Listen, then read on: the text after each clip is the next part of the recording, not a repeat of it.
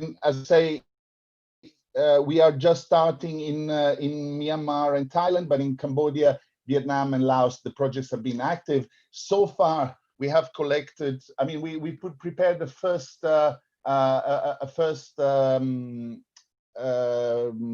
paper that describes results so far based on 10,000 samples that we collected during the first 3 years of the project.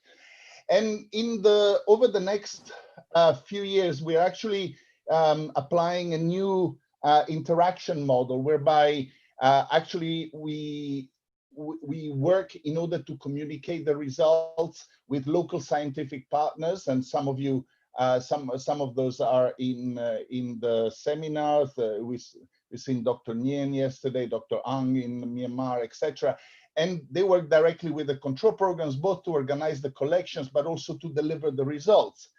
And we're actually structuring the processing so that we can use laboratories, not only at the Sanger Institute, where the project has begun, but also locally within countries and within the region.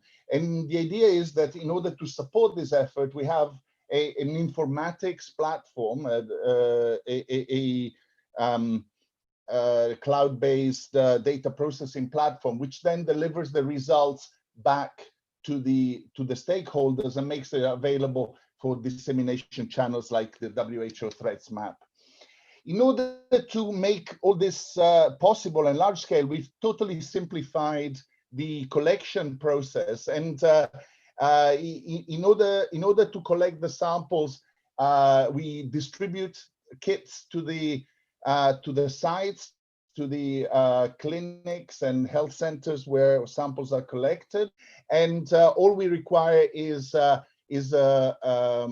filter paper with 2 or 3 blood spots, and we require to know the location and the date when the sample were collected. No other metadata is necessary for the project. And we analyze the samples for a whole host of mutations. This is done through an amplicon sequencing platform. So we use next generation sequencing to do this. And not only do we genotype all these markers for resistance to artemisinin and partner drugs and historical drugs, but also we get a genetic barcode, 101 variants genetic barcode, which we then use in order to estimate the population, expanding populations, and so on and so forth. Now, as it was pointed out yesterday, that control programs can't really do very much with raw genotypes. So actually, what we've done is we've done a process of reviewing all the extant literature and translating the genetic data into somewhat blunt categories of phenotypes, such as sensitive, resistance, undetermined, and based on that, we are assigning a class both to the individual samples, but then we can also estimate the prevalence of resistance at various sites. So this is the type of maps that our partners receive from us. This is actually taking all the samples that we've processed from the control programs, but also from projects such as TRAC2, Arjen Dondorp's project at Moru, and various other research projects. So, for example, this is a distribution of the prevalence as we've estimated it of artemisinin resistance, and you can see very well that it does sort of radiate out from a sort of Cambodian-Thailand border, and has sort of gone into the neighboring countries, and then in Myanmar it kind of drops down such that in Bangladesh and India we haven't found any resistant parasites, and and that is good news.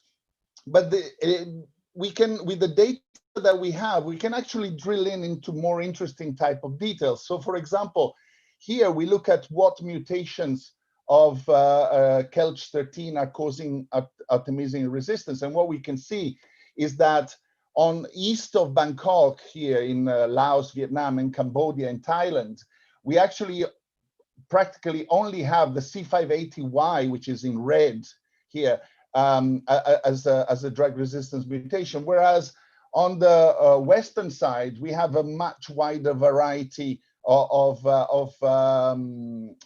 mutations, and that reflects a sort of very much sort of differences in between the parasite population on the two sides.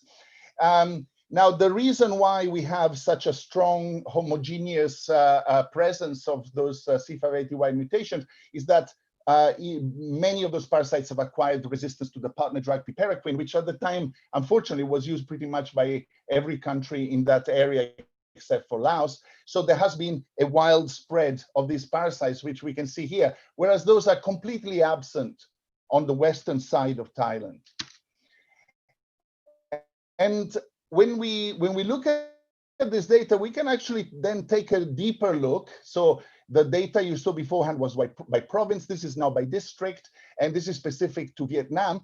And I'd just like to highlight, when we delivered this data to the control programs, they had a couple of surprises. One is that Dak Lak province was not classified as artemisinin resistance, and they had to change that after we showed them the data in 2017, because it's basically 100%. But also there has been a major shift, a major outbreak in a particular district of Yalai province. And this, as you can see here, is completely characterized by this DHA Primaquine parasites, which are all causing the blob to be red there. So this is the type of sort of more detailed information that we're trying to provide to control programs. In Laos, we've had a different type of observation. You can see here in the on the left-hand side, we got an artemisinin resistance map, and you can see that actually we have artemisinin resistance in all the 5 different provinces of Laos where we've sampled. But when we look at then the Primaquine distribution, Primaquine resistance distribution, you can see that that's only in the lower part of the country. And that actually sort of shows there have been 2 different waves of artemisinin resistance, one that's actually populated the upper zone and one in the lower zone. So again, this has been used by the control programs in order to decide not to adopt Primaquine. And we can use the genetic barcodes to actually show these clusters. This is A, these are the artemisinin resistant parasites in the south, and B, these are the resistant parasites in the north. And you can see there are 2 different populations. So we can actually use the genetic barcodes in order to show population structure as well as working on the prevalence. And we have, what we also do is we take these samples for whole genome sequencing in order to 1 minute, Oliver. Much more detailed. Yes, in order to do much more detailed analysis. And this is work that we conducted last year, where we've identified different clusters that have acquired different additional mutations. And these mutations have enabled them to expand outside of Cambodia, where they first started. And this actually corresponds to has corresponded to clinical failure data from the TACT project. So there's a number of different ways in which we use this data. And I would like to just use my last few words to show you how many people are actually contributing to this project. And thank you to all of them. Thank you. Thank you, Oliver. That was a fantastic presentation, summarizing an enormous amount of work by a lot of people beautifully. So we're gonna hold Q&A until the end of the presentation session, but there will be an opportunity to ask questions then, so if you can keep your questions until then. Moving on to the next presenter, we have Professor Frank Smithouse, who is Director of both Medical Action Myanmar an NGO, and also the Myanmar Oxford Clinical Research Unit based in Yangon. And he's going to speak on what is needed for falciparum malaria elimination in high and low transmission areas in Southeast Asia. Frank. Can you see my my slide? Yeah, beautifully. All right. Right. As I have 40 slides, I better go on quickly. And it's not moving. That's a pity. Why is it not moving? It's moving the other way around. Yeah. Okay. So we can address antimalarial drug resistance with addressing the drugs, or we can also try to eliminate malaria. Then we might not need some of these drugs. And I'm particularly looking at what diagnosis and treatment activities are needed for elimination. And besides, of course, passive case detection, which is needed everywhere, we can do case and foci investigation, which includes reactive case detection, which is very popular now. And the other possibility is active case detection with mass screening or mass treatment. Now, this 137 case and foci investigation is very intriguing. The first day when a malaria case has appeared, National Malaria Control Program has to be informed. By day 3, they should have investigated the case and tested and treated the people around them. And by day 7, a foci investigation has to be done. And that means investigation of the area and the malaria situation, and even an entomological assessment, vector sources identified, find larvae, reduce larvae, and so on and so on. There are a number of forms that go along with them, and they have to be filled in for every case that they find. There are more forms, and for the foci investigation, we have more forms. And then there are some tables that have to be filled in, and more tables have to be filled in, and more tables have to be filled in. So all this work has to be done for every single malaria case in these remote areas. My question is it feasible? Is it effective and affordable? It seems quite a bit of work. It is very expensive, we know that, because it is part of the Global Fund activities. And is there evidence for it? Well, people say, well, it was used effectively in China. Actually, the question is, there were a lot of activities in China, and we don't know which one has actually helped to eliminate malaria. It might have been 137, it could have also been something else. So is there evidence? No. But we are putting millions and millions of dollars in it. And what is going to happen with all these forms and tables that I just showed you? I think our little friend in the right corner is going to deal with that probably. Now, I go back to the basics of malaria case management from WHO. WHO separates malaria management under 4 categories: control, pre-elimination, elimination, and prevent reintroduction. And the activities that they recommend for control, if there is a lot of malaria, they recommend passive case detection. But if malaria is low, they recommend more activities, substantially more activities. That surprises me. You would think if there's a lot of malaria, you might have to do more. And if there's not so much malaria, maybe it just goes away now. That might not be true. I like to focus particularly on active case detection. Should we do active case detection? In the high malaria, WHO recommends not do routinely active case detection, while in low malaria, they recommend active case detection, reactive case detection based on a case. Now, if we think about active case detection in theory, you would think that if there's high transmission, you have more immunity. Therefore, you have more asymptomatic cases with higher parasitemia. Passive case detection is very effective, but you will miss the asymptomatics because they will not show up. And the active case detection, they could actually identify and treat the asymptomatics, but that's not recommended. Now, I'd like to look at an analysis of a large malaria project that we have run, and we look at the passive case detection. We have done some active case detection. We have not done 137.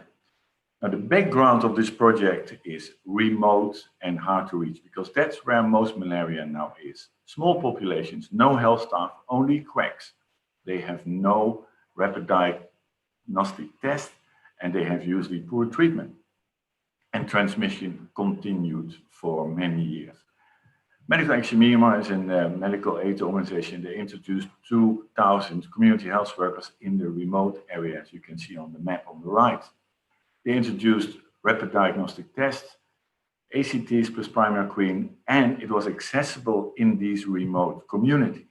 Now, what happened with malaria? You see a very rapid decline of both falciparum and Vivax malaria. And this was without 137, the magic and expensive 137.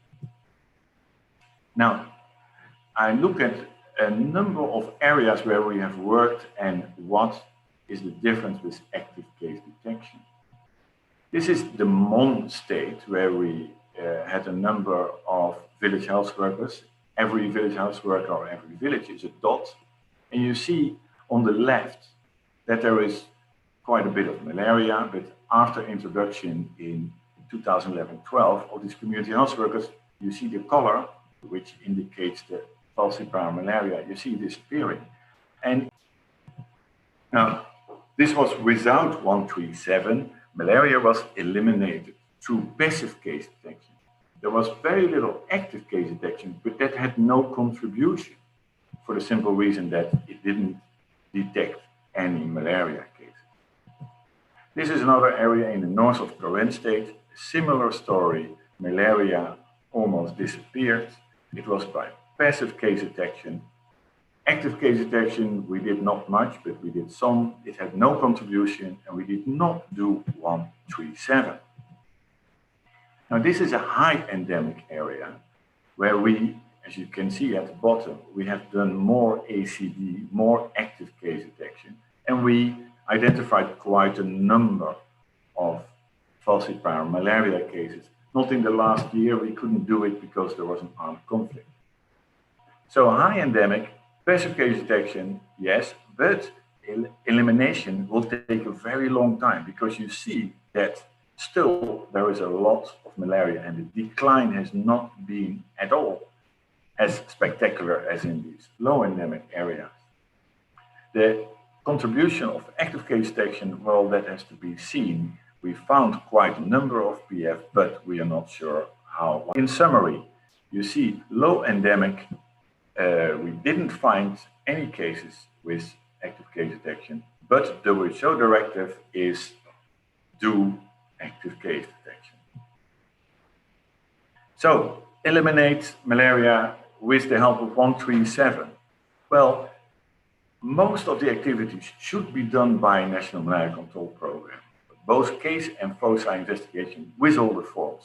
But the problem is, in these remote communities, there's no infrastructure and there's no phone. So case notification on day one, that's already not going to happen. Now, I show you some pictures of our staff visiting these communities. And my question is it realistic to expect that National Malaria Control Program staff who are based in the towns, are they going to visit these remote places for every malaria case? And that is the intent. 1 minute, Frank, please. Yes. So low endemicity, what should be the strategy? Passive case detection, continue with 137, not necessary. But how do we keep the village population interested in testing for malaria when malaria decreased? We asked the people, they said, if I had fever, she did a test, it was negative, and I didn't get a treatment, I had to go home. So the uptake of malaria testing went down. But when we introduced a basic healthcare package with the same community health work, the uptake recovered and actually increased. And that is, of course, absolutely necessary. Yeah, we need a high uptake. It's the only way you can eliminate malaria. So the conclusion is 137, not routinely, maybe you have a little mini outbreak, but you need integrated healthcare. Now, the last slide, high endemicity, yeah, that is the other part. It's not common anymore in Southeast Asia, but it's still there. What should be the strategy? Passive case detection is very good, but it's slow. So we need something else. We need to have additional activities. Treat asymptomatic carriers. Mass drug administration is not popular with national malaria control programs, unfortunately. Now we are trying MSAT, but of course, how effective is that? That's not sure. So this is the last one. This is how our staff move from village to village. If you can't walk there, they use an elephant. And I don't see National Malaria Control Program doing that. Thank you. Thank you, Frank. That was an excellent presentation, making some really good points in 40 slides. We'll move on directly to the third speaker, to Dr. Chanaki Amaratunga from Moru, who's going to talk about triple artemisinin-based combination therapies for malaria, a new paradigm, ? Chanaki. Thank you, Nick. Could I have the slides, please?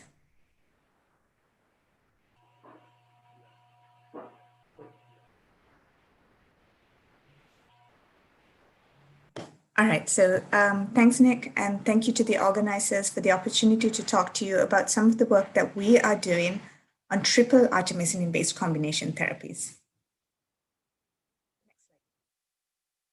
These are the ACTs that are currently in use, and there's absolutely no debate about it. We know that they're very valuable, and they have saved and they continue to save many lives in malaria endemic areas. These ACTs have also failed in some of the countries in the GMS at some point of their use. So what happens then is these are rotated. So for example, a classic example is Cambodia. When artesunate mefloquine was first used and then it started to fail, the country was able to switch to dihydroartemisinin piperacin. And then in a few years when DHA piperacin failed, they were able to switch to artesunate mefloquine because these parasites which were resistant to piperacin were then sensitive to mefloquine. So this is the current strategy that is used in many countries, but it's also very logistically challenging. And what happens is during this whole process in switching from one ACT to another, there is a period where patients are treated with suboptimal ACTs, and then this will derail malaria elimination efforts. Next slide, please. So just to show this graphically, if a patient presents to the clinic, is treated with 3 days of an ACT, then the parasites are rapidly decreased. So there's about a 10,000-fold reduction in parasite density. And this is if they are artemisinin sensitive parasites. And then there are very few parasites left behind for the partner drug to clear. So that is shown in the gray triangle. But in the case of artemisinin resistance, then the parasite clearance during these first 3 days is much slower, and there's a larger biomass of parasites left behind for the partner drug to clear. So that is the red triangle. So this then causes more pressure on the partner drug, and the greater biomass of parasites, which are then facing waning partner drug concentrations, are able to develop resistance to the partner drug. So this partner drug, which in the case of artemisinin sensitive parasites was really protecting the artemisinin component, is now unprotected in the case of artemisinin resistance. So this could then, if multi-drug resistance parasites then spread to India and then to Africa, this would then reverse all malaria control efforts, all the advantages of malaria control efforts so far. So we clearly do need new drugs, but as we heard yesterday, there are none that can be deployed immediately. So what we propose instead is a different strategy. Next slide, please. And this is to use another partner drug that would protect the initial partner drug. So that's using two partner drugs. and this is in triple artemisinin-based combination therapy. So the use of 3 drugs is not a new concept. It's been used as standard therapy, for example, in HIV and TB, and even for malaria since the 1980s, where it was proposed that artemisinin could be used with 1 or more partner drug. But now we're not randomly combining partner drugs because we know more about these different partner drugs and we know more about the parasites. And what we propose is that these partner drugs are selected from the drugs that are available and that have been used widely today. So then we could select partner drugs which have reasonably matched elimination profiles, and also to which the parasites do not show cross-resistance. So for example, to choose drugs like mefloquine and piperquine, where you very rarely see parasites which have resistance to both of these partner drugs. And then if these AAA-CTs are shown to be safe, well-tolerated, and efficacious, they can be deployed very quickly. Next slide, please. So this concept of AAA-CTs was first tested in a study called TACT, and this was led by Arjen Dondok and coordinated by Rob Vanderploem from Moro.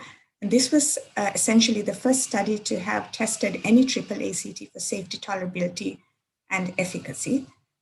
And next slide. And this was published in the Lancet recently. Thank you. Next slide. Just to summarize, the 2 AAA-CTs that were tested in this study were artemether-lumefantrine plus amodiaquine and dihydroartemisinin piperquine plus mefloquine. So both of these AAA-CTs were very safe, very well tolerated, and highly efficacious against these artemisinin and piperquine resistant parasites. So in terms of safety, just to mention, so the addition of amodiaquine to artemether-lumefantrine did result in a slight prolongation of the QTC interval after the last dose of the AAA-CT. And this was statistically significant, but it was clinically not significant. It was a less than 20 millisecond increase in the QTC interval. And addition of a 3rd drug did result in a slight increase in the levels of vomiting, but this is also expected with any antimalarial, and it wasn't more than what you expect with a standard antimalarial. And in fact, with artemether-lumefantrine and amodiaquine, the level of vomiting was less than what you would expect with artesunate amodiaquine. And this is because the dose was split into 6 doses instead of 3 doses. So the panel with the map just gives you an idea of the study sites. So this TACT study was conducted mainly in Asia and with 1 site in Africa. And the top panel shows you the K13's mutation status of the parasites during this study. So the dots that are not green are the artemisinin resistant or K13 mutant parasites. And as you can see, they did show an association with delayed clearance. And the AAA-CTs were efficacious against these artemisinin resistant parasites. Next slide, please. So the results of this TACT study was really proof of concept with regards to AAA-CTs and led to this new project that we are developing, and it's called DTACT, the Development of Triple Artemisinin-Based Combination Therapies Project. So here we're taking a more holistic approach in addressing the problem of effectively treating drug-resistant falciparum malaria. And we envision deploying AAA-CTs even in areas where ACTs are still effective, and this is with the greater goal of protecting future treatment options. So the DTACT clinical study is a major part of this DTACT project, but we also believe that the different aspects of this project will come together to deliver a product that can be effectively deployed very quickly. And this is just to show you a few of the partners who gathered for a first investigator meeting last year. Next slide, please. So in terms of drug development, we're working with industry to develop 2 AAA-CTs, and we have successfully engaged Fosun Pharma in China, and they have now developed artemether-lumefantrine and amodiaquine, and also the placebo for amodiaquine. And they are committed to eventually producing this into a co-formulated product. Right now, it's co-packaged, and we do have assurance from Fosun Pharma that they are committed to develop it further. For the second AAA-CT, we're combining artesunate mefloquine with piperquine, and this is being co-packaged in India. Next slide, please. So the clinical study is a randomized, partially blinded, placebo-controlled study conducted in 13 countries, and we hope to enroll approximately about 5,000 patients. So we have, and this will be patients with uncomplicated malaria, mostly from Africa, and therefore mostly children. And the latest addition to this list is Rwanda, and this is following a recent report of Artemisinin resistance in Rwanda. And this study has now been started in Niger, and the other sites will follow. So there have been delays because of COVID-19. Next slide, please. So most of the study sites will have 4 study arms, and patients will be randomized to receive either artemether-lumefantrine and amodiaquine, or artemether-lumefantrine and placebo, or artesunate-mefloquine and piperacin, and artesunate-mefloquine and placebo. Next slide, please. So in Asia, we will enroll 57 patients per study arm, and patients who are 6 months or older will be eligible, and the patient population is likely to be young adults. And in Asia, we will also give the patients a single low dose of Primaquine on day 1. Next slide. 1 minute, Chanaki, please. Okay. In Africa, the patient population will be mostly children less than 12 years old, and they will be randomized 1 to 2. So we'll be enrolling more patients in Africa and more patients in the AAACT groups. And this is to get more information about safety and tolerability in a pediatric population. Next slide. So the clinical study alone will not be able to predict the potential long-term health and economic benefits of deploying AAACTs in countries with different settings. So this is where mathematical modeling will play a crucial role. And this part of the DTACT project is being led by Ricardo Aguas from Moru and Maciek Boni from Penn State University. And Maciek will be presenting some of these preliminary results at ASTMH next month. Next slide, please. Another very important aspect when considering eventually deploying AAACTs, mainly in Africa, which is a pediatric population, is assessing the ethical issues that could arise when considering changing treatment policies, especially when the current treatment is still effective.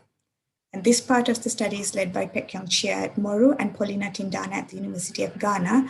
And preliminary results will also be presented at ASTMH next month. Next slide, please. And thinking ahead in terms of deploying AAACTs, we do think that early assessment of market-related issues will become very important. And this is based on previous experience from the switch from monotherapies to ACTs. So this part of the DTACT project is being led by Freek de Haan, Ellen Moos, and Walter Boon from the University of Utrecht. Next slide, please. So at the end of the DTACT project, we do expect to generate these outputs or the data that will support large-scale production of 2 AAACTs, and it will also convince policymakers and other stakeholders to make decisions on large-scale deployment of these AAACTs, which we then think could have this future long-term impact of preventing the emergence and further spread of antimalarial drug resistance. Next slide, please. So there are many people to acknowledge, but I'd just like to mention that Mehul Dorda is the DTACT Africa project coordinator, and we work very closely on all aspects of the project, along with Arjen Dondop, who is the principal investigator of the project. And funding for DTACT is from the UK Aid, Foreign Commonwealth and Development Office. Thank you very much. Thank you, Chanaki. Very nice presentation. Very ambitious, but potentially impactful project. So moving on to our next speaker, this is Professor Sivicha Krudsud, who is from Mahidol University's Faculty of Tropical Medicine, and she's going to talk about the challenge of Vivax malaria elimination. Sivicha. Thank you, Professor Nick. Since we have a lot of talk on falciparum malaria, but one of the problems to eliminate malaria in Southeast Asia is Vivax malaria. So my topic today is about challenging of Vivax malaria elimination in this region. Next, please. So as you have known, outside Africa, outside Africa, Vivax malaria is predominant, especially in Southeast Asia. This is a graph showing the incidence of malaria in Thailand. So if you look at both of the parasite incidence, you will see that a tendency of decreasing of both falciparum and Vivax malaria. However, if you look for the proportional of the species, you will see that Vivax malaria is all higher than 90% of the incidence, while falciparum malaria is only 5% of the incidence. So therefore, one of the problem of treatment of Vivax malaria right now in Thailand is about the adherence to the treatment regimen. Next, please.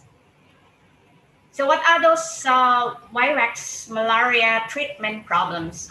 As a clinician point of view, the first one is the frequent relapses, which may be because of the host itself, especially with the compliance of the patients. Still, the most common common treatment of Vivax malaria is chloroquine or ACT plus Primaquine for hypnozoites for 14 days. Only few of them complete the doses of 14 days due to many reasons.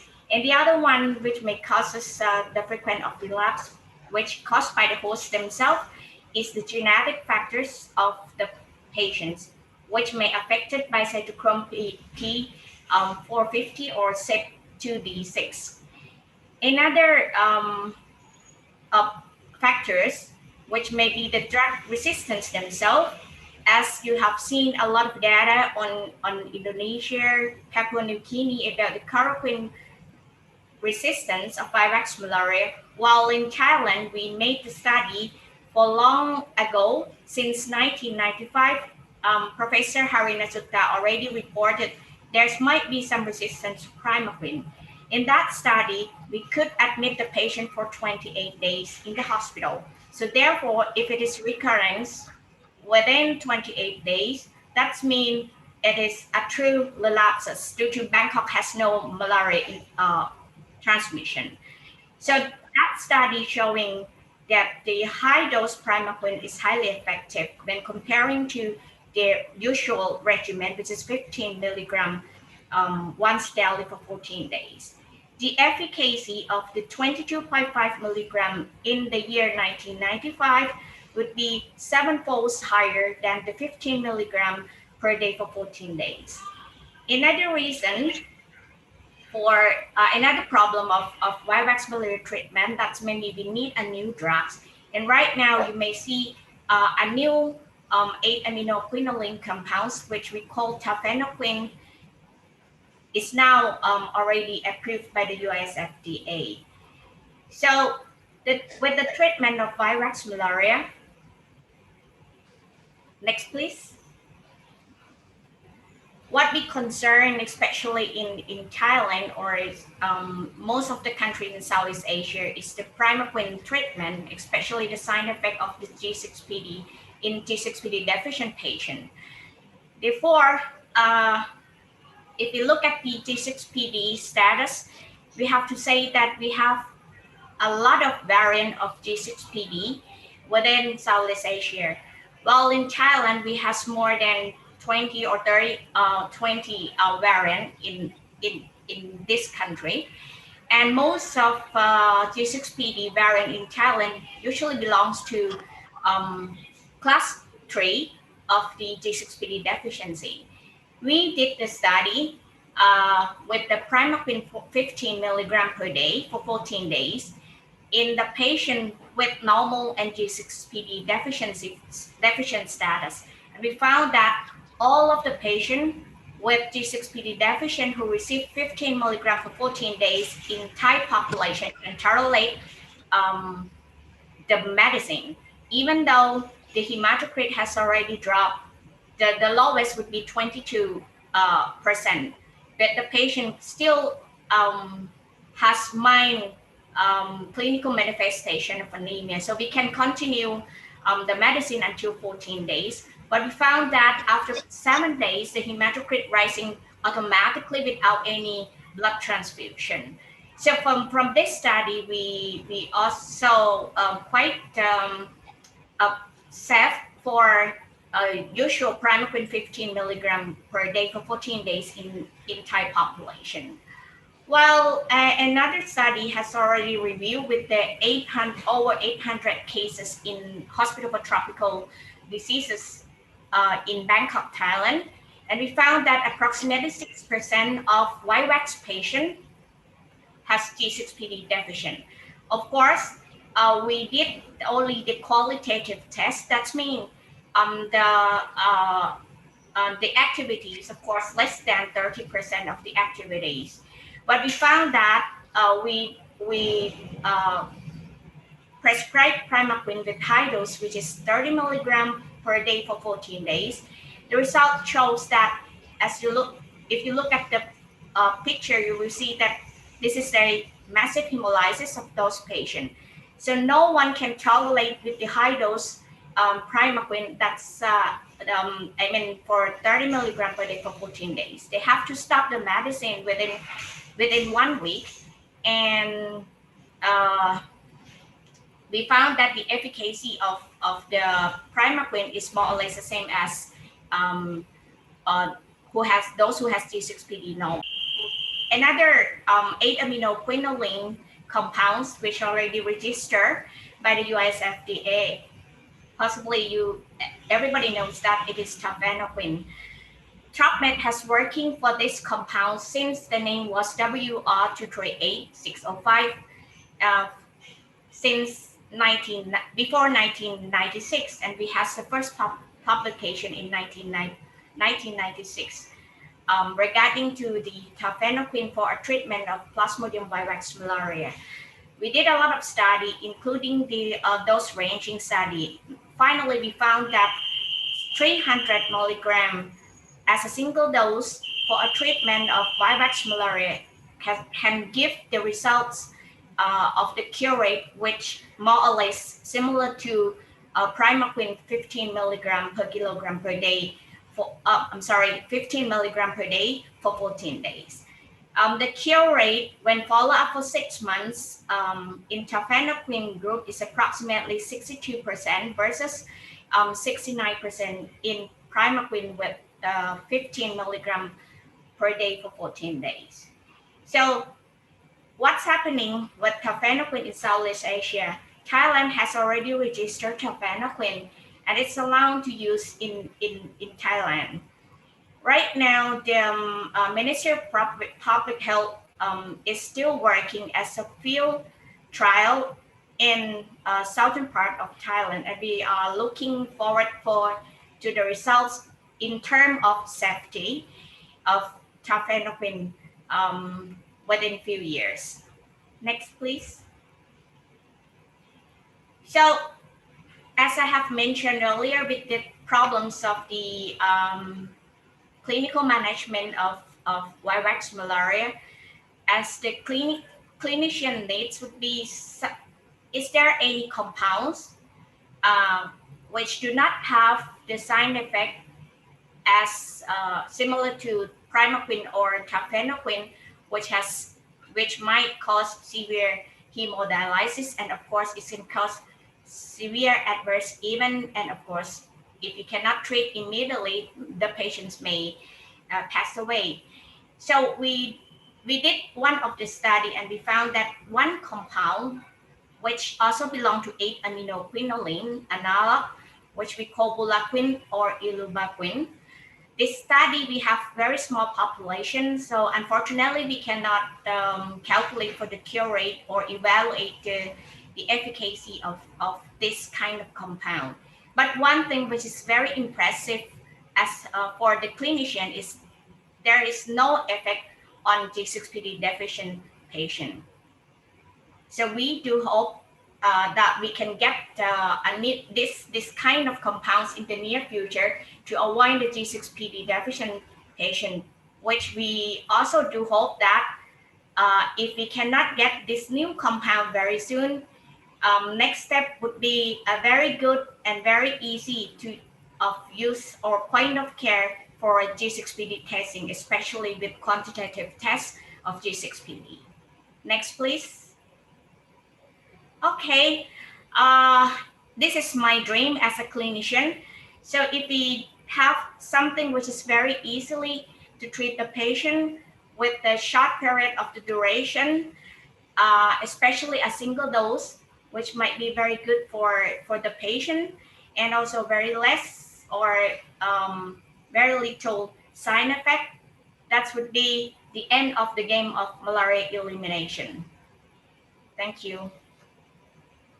Thank you very much indeed, Ajahn Sivachar. A very nice presentation on an extremely tricky problem, which will be with us even after, for a long time, I think, after falciparum has been eliminated. So moving on to our final speaker today, Dr. Philip Shaw from the National Centre for Genetic Engineering and Biotechnology, also known as Biotech. He's going to talk to us about a reverse genetic approach for validating new antimalarial targets. Philip. Okay, thank you for the introduction. Hello, everyone, and thanks to the organisers for inviting me to give a presentation in this meeting. So I'll start by framing the problem my research and that of my team is seeking to address, and that is overcoming anti-malarial resistance, topic of this meeting. So to prevent a resurgence of malaria, in particular falciparum malaria, we need new drugs to combat anti-malarial resistant parasites. Now, the big challenge in developing new drugs is that we need drugs that are not only effective against possibly multi-drug resistant parasites, but also ones that are effective against all stages of the parasite life cycle, so that we can block the transmission and then ultimately eliminate malaria. Now, the development of new drugs requires a lot of effort, in particular, careful synthesis and testing of derivative compounds with superior potency and drug-like properties from the candidate hits that we obtain by screening antimalarial compound libraries.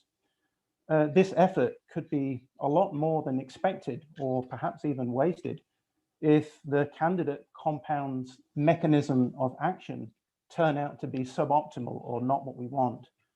For example, the drug may only act on one stage of the parasite life cycle, or it perhaps targets a buffered pathway such that the resistance could develop easily. So this slide is the start of the work that we're doing. And so until recently, one reason that antimalarial development lagged behind other drug development programs was because of inadequate genetic tools to identify the targets and the drug mechanism of action. Now, yesterday we heard in Professor Sir Nick White's talk that the mechanism of action of even some very advanced antimalarial candidates is unknown. So in our laboratory, we address this need for new genetic tools by developing a new reverse genetic tool for initially use in Plasmodium falciparum parasites that we could culture. And this is called the GLIMS riboswitch. Now, this tool, it allows us to make loss of function mutants for genes of interest, and those genes can include drug targets.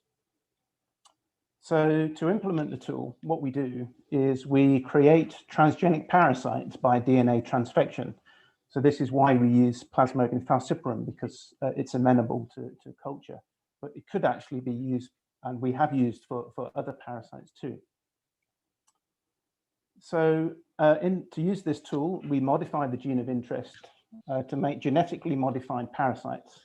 So as you can see on the top here of the slide, the gene is modified by inserting the sequence that we call GLIMS. So this GLIMS, it's what we call a riboswitch. So it's a regulatory element that's found naturally in many species of bacteria. And when the modified gene is expressed as RNA, shown on the next step, the riboswitch adopts a characteristic RNA structure shown by these brackets here.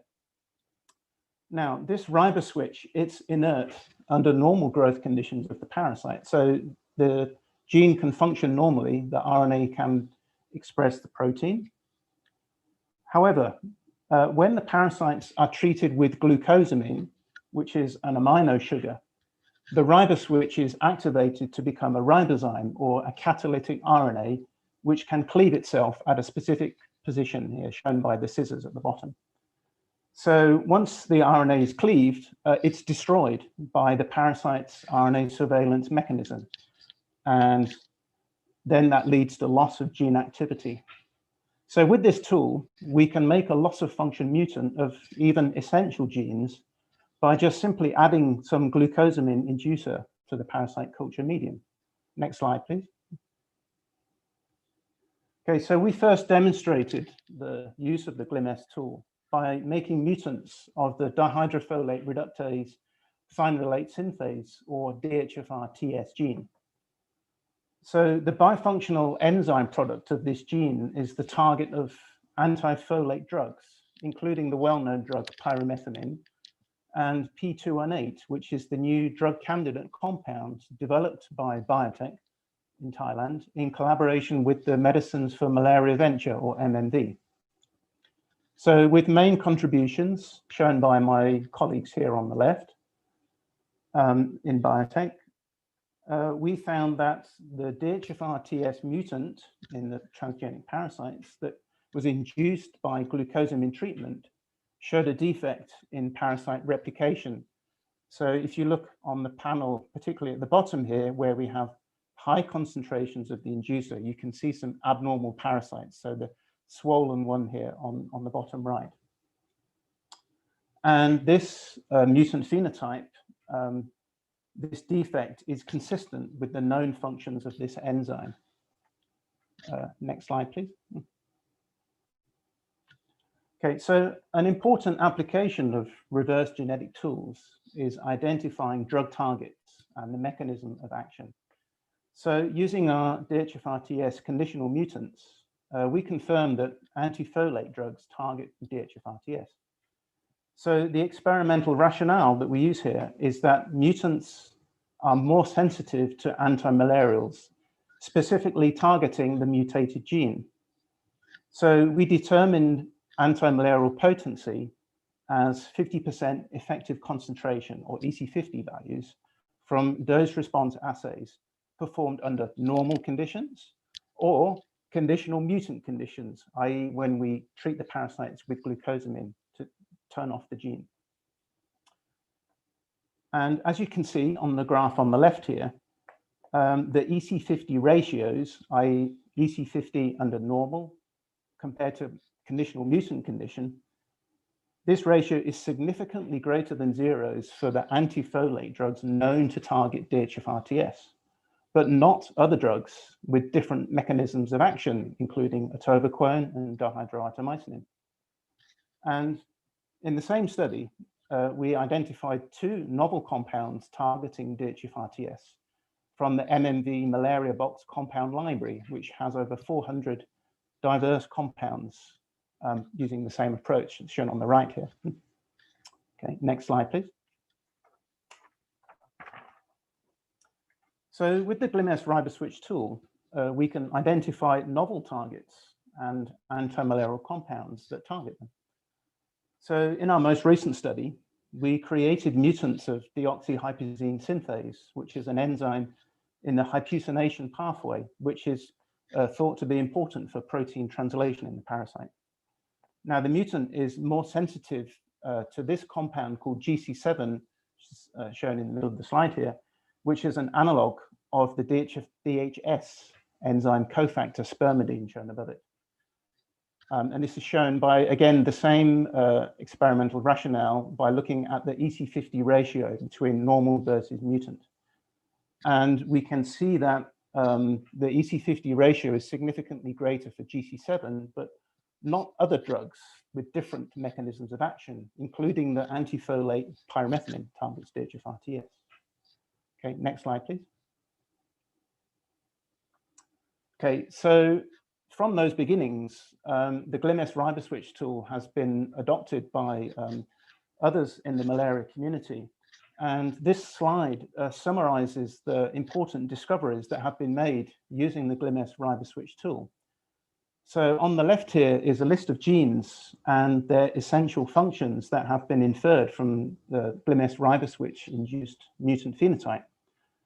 And you can see from this list, shown by the different colors here that I've tried to group them, in that we now have now many potential drug targets covering a variety of biological processes important across the parasite life cycle, including those not targeted by current antimalarial drugs. So in processes such as host cell invasion, protein export, and remodeling of the host cell. The list on the right summarizes mechanism of antimalarial action discovered using the GLIMS riboswitch tool. And this includes the verification of the known targets, including DH5TS, and novel drug targets too, such as DHS, as you showed in the previous slide, and plasmepsins 5, 9, and 10. Riboswitch-induced mutants have also provided us with some new information on the mechanism of action of drugs in use, including artemisinin, and even the leading new drug candidate, cipagamine, which you heard about yesterday.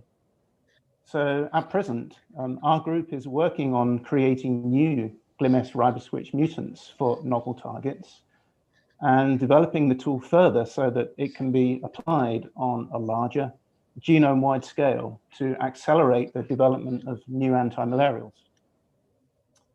So, and from here I'll finish, but I would like to acknowledge the work of my colleagues in biotech, including those whom I haven't mentioned in the previous slides, notably Professor Yongyut Yutavong, the co-chair of this workshop, and Dr. Sumali Gamchong-Wonpaisan, who's also participating. I also acknowledge others who've used the GLIMS riboswitch tool in their research in the malaria community, who I don't have that time to mention because there are many of them, with the notable exception of Professor Leanne Tilley, who's also participating in this workshop. Thank you for your attention. Thank you very much indeed, Philip. That was a very, very nice presentation on an extremely elegant technique, a very useful technique. Thank you. So now we're open to Q&A for a few minutes. If people want to add questions in Q&A or raise their hands. Can we see whether their hands are raised, Alex? We don't have any hands raised, but we do have a few questions in the Q&A. In the Q&A already. We've got one for Frank for active case detection. The RDT will not be sensitive enough. This is from Majan Jetsamon. Thus, it may not be accurate to conclude that in low transmission, the ACD will not be useful, especially for elimination process. And it goes on to say, data from our study using PCR, not only can we pick up positive but ACD by ACD, but when feeding mosquitoes on the blood of those individuals, some of them infected the dirus mosquitoes. Frank.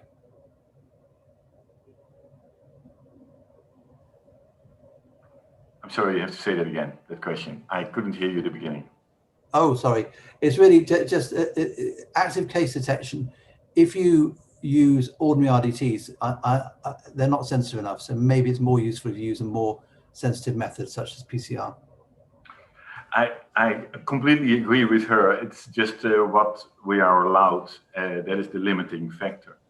And having said that, I guess there is some use because it is the people with high parasitemias that we identify, and we have identified by now several thousand that way. But on the other hand, I agree. What is the impact of that? I think it is relatively limited, and that's why if it was me, I would do MDA instead of MSAT.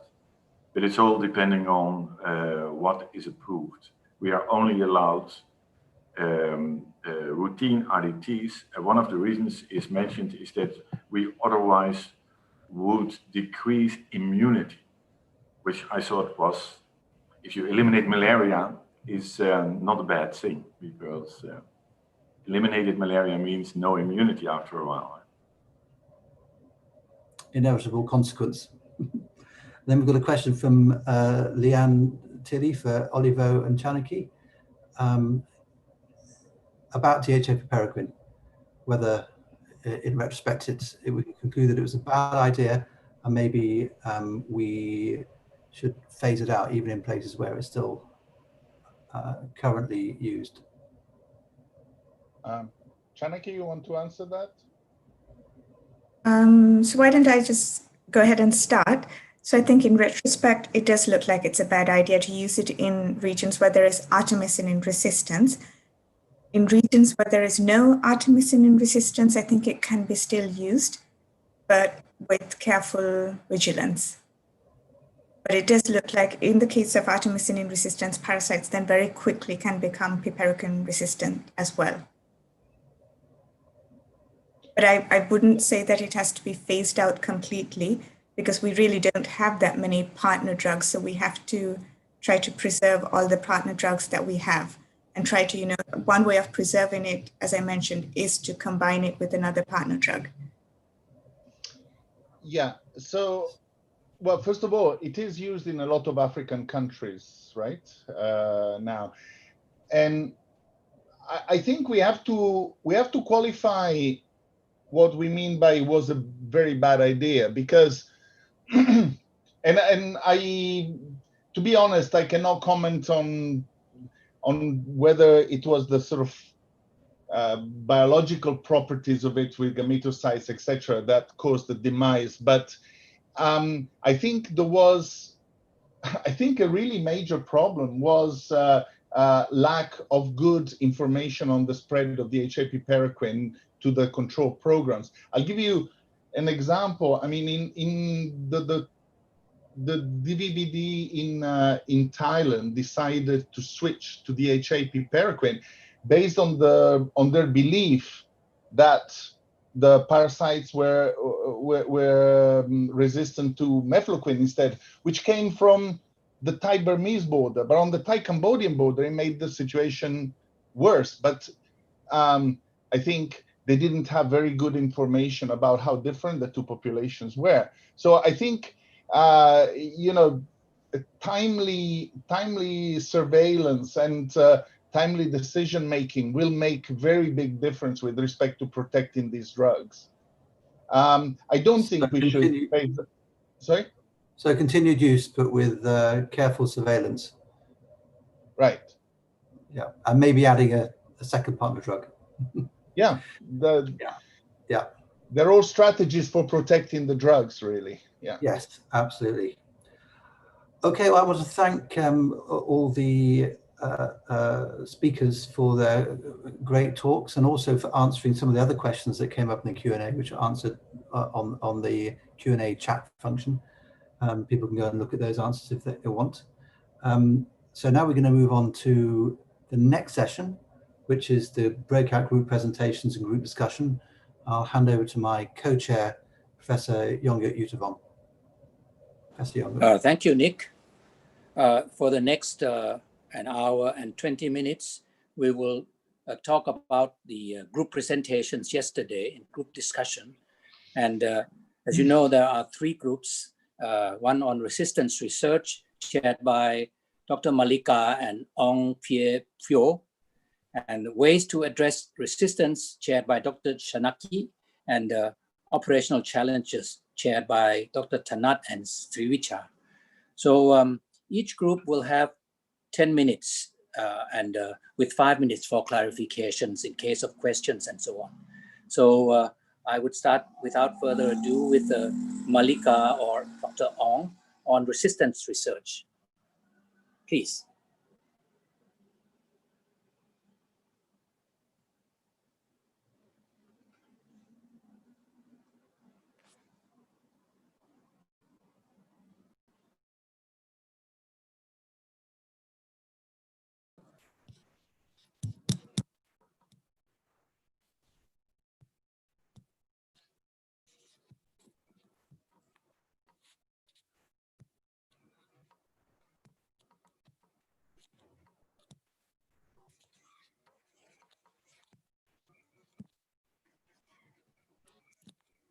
Not here.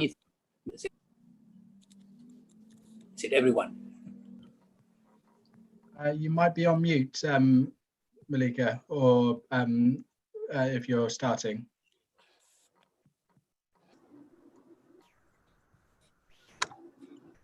Yep. Hello, everyone. Thank you very much. So this presentation is made from our discussion among the Resistant Research Group yesterday. The aim of our discussion was to review the existing evidence, gap, and challenge in resistant research and to address the identified gap and challenge to combat antimalarial resistance. So this is the answer of our first question. So what do we know and do not know? We concern on the emergence and spread of multi-drug resistance, especially on lumefantrine. Lumefantrine is the most widely used partner drug in combination with artemisinin.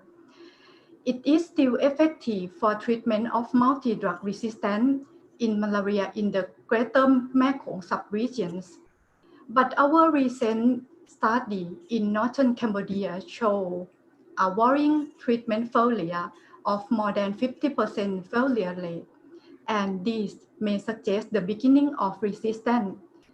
However, there is still no validated molecular marker for lumefantrine resistance in Plasmodium falciparums. For Plasmodium Vivax, chloroquine is still widely used, and resistance to chloroquine is widespread in Indonesia, especially in Iceland of Papua. Again, there is still no valid molecular marker for chloroquine resistance in Plasmodium vivax. Moreover, there is no solid molecular marker available for many other drugs, such as amodiaquine and pyrrolizidines. And for antimalarial drugs that we have a molecular marker available, such as metformin, but the mechanism of metformin resistance are not fully examined.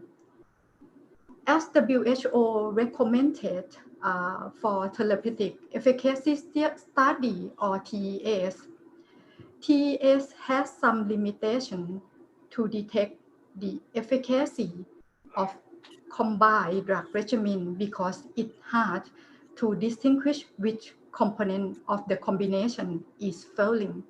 So next slide, please.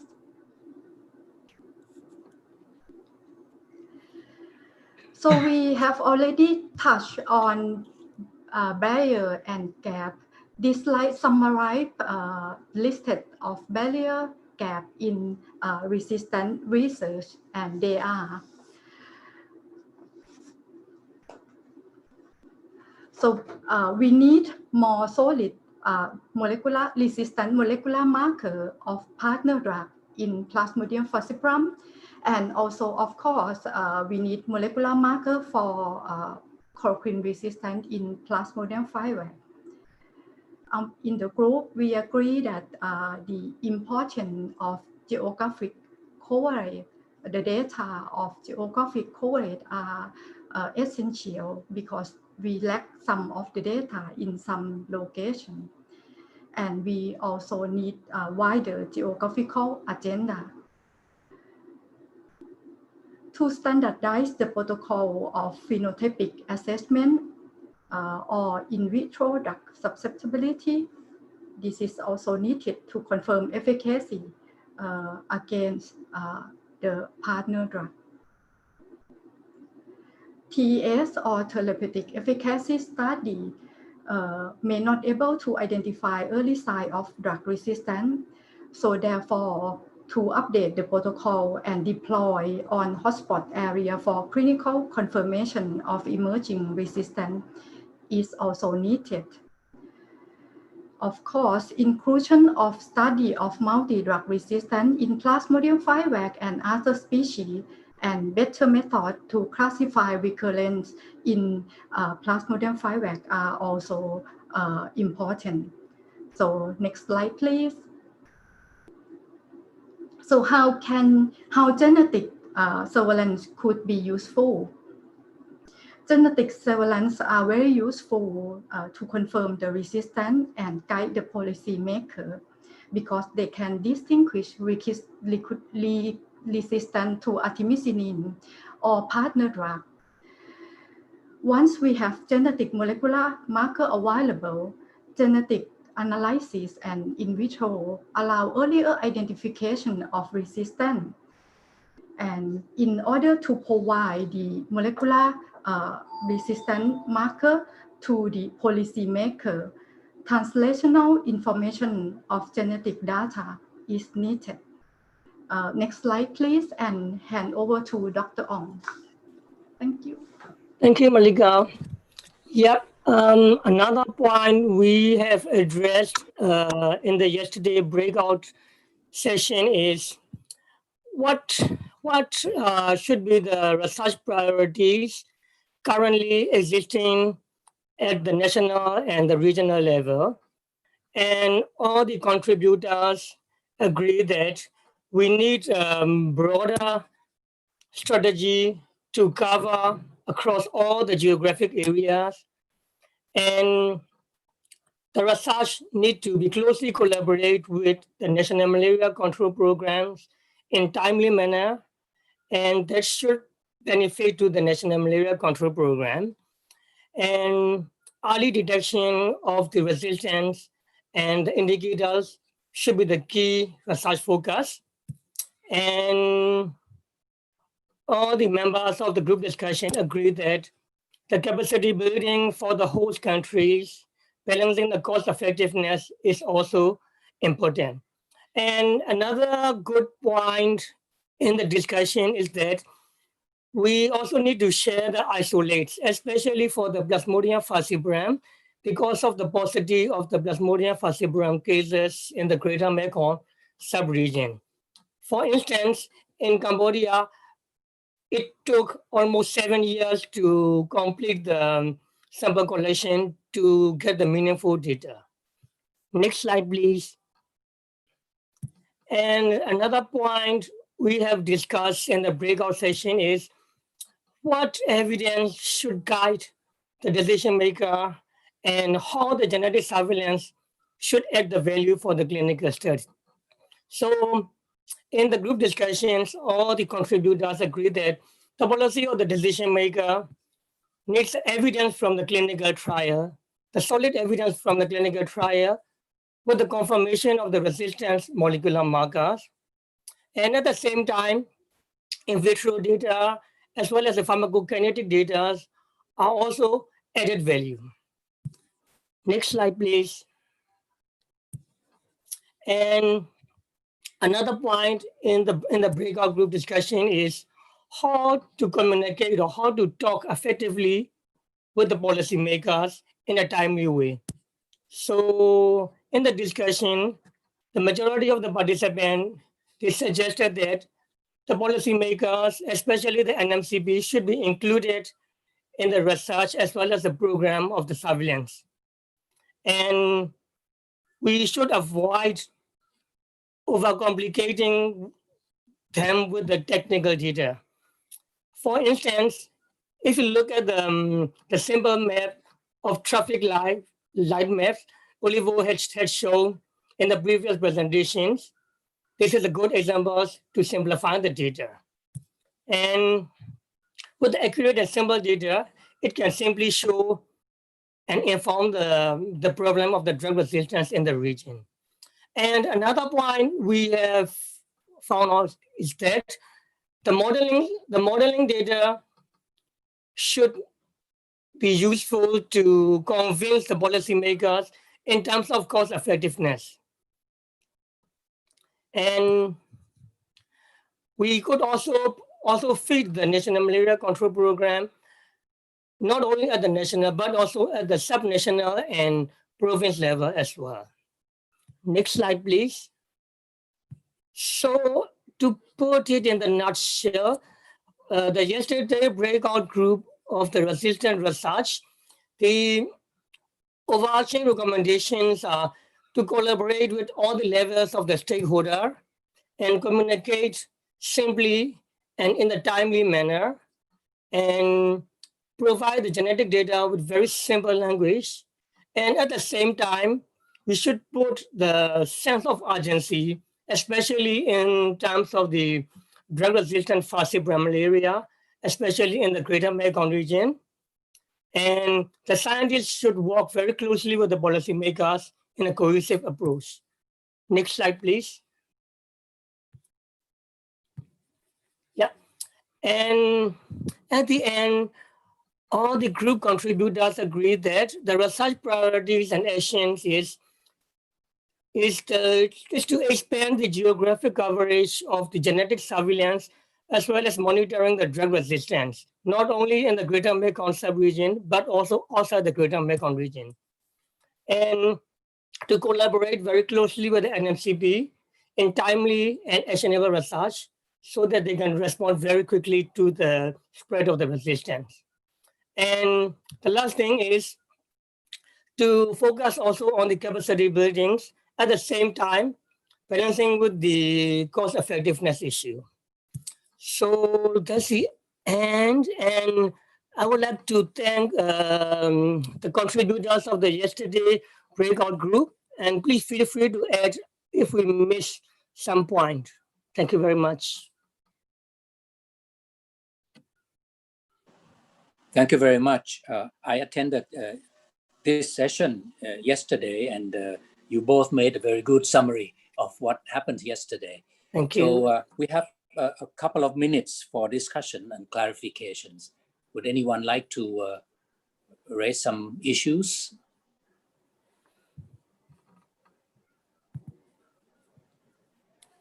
If you would like to raise some issues, you can raise the hands, in the list of participants, or you can just say it out loud, I guess.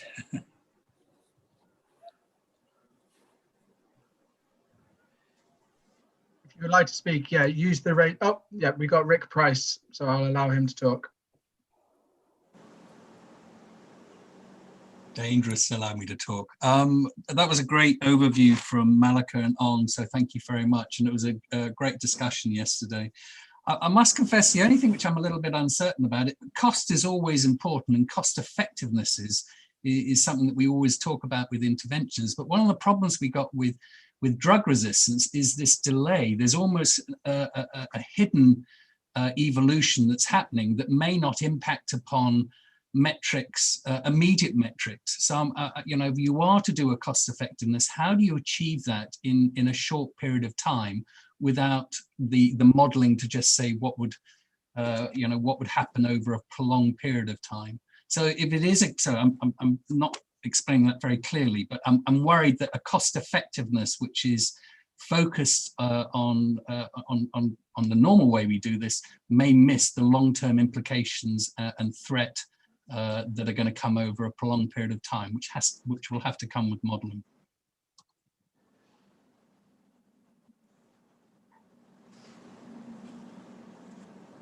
Well, I guess that is kind of an issue, but we will not have time to discuss it in full. So I think we'll just put it, as an issue that was raised. I think we need to go to the second breakout group, and this is ways to address resistance. And the chair of this group is Dr. Chanaki. So Dr. Chanaki, please, you have 10 minutes, and we will have 5 minutes for clarifications. Thank you, Professor Yongyat.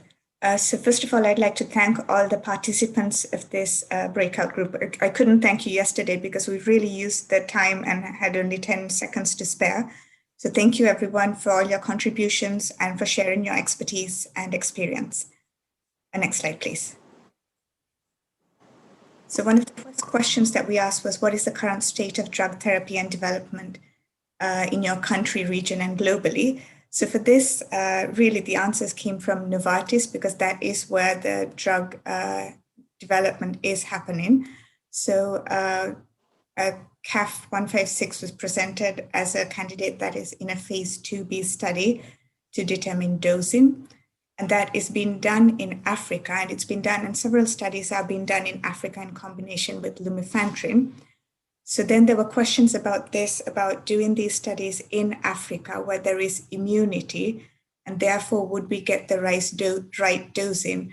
So that is being considered, and ideally these studies would also be done in Southeast Asia, where there is artemisinin resistance, multi-drug resistance, and also no immunity. So that needs to be considered. But I mean, in terms of drug development, CAF156 is one of the leading candidates. KAE 609 is also undergoing trials to address concerns around hepatotoxicity. There was discussion that it's been developed as an IV formulation as well, which could be used for severe malaria. And from Thailand, it was reported that there is no big program for drug development, but a new antifoliate is being developed at biotech. Next slide, please. So in addition, we also touched on tafenoquine, and so tafenoquine in the GMS is being reviewed, but there were concerns that there is suboptimal dosing compared to Primaquine. And then we had a question from India with regards to which drug could cover both species, falciparum and Vivax. And for that, well, any of the ACTs could be used except for artemisinin, sulfadoxine, pyrimethamine. And in general, there was a consensus that developing a single dose antimalarial should be dropped as a goal. Next slide, please. So the next question was, what do we need to know to inform drug development? So here there was a lot of discussion, and these are some of the points that were presented. So we need to know more about drug-drug interactions if we are considering combining 2 or more drugs. We need to test these drugs against the right parasites when we're doing testing in vitro, where testing against laboratory strains might not be the right way to go, given that parasites are now resistant to many of the drugs. So it's important to use parasites from the field rather than lab strains to really get the right answers. And it's also important to look at the genetic background of individuals who could be resistant to the drugs. And then there was a general consensus that we need to think of resistance emerging and to think in the long term.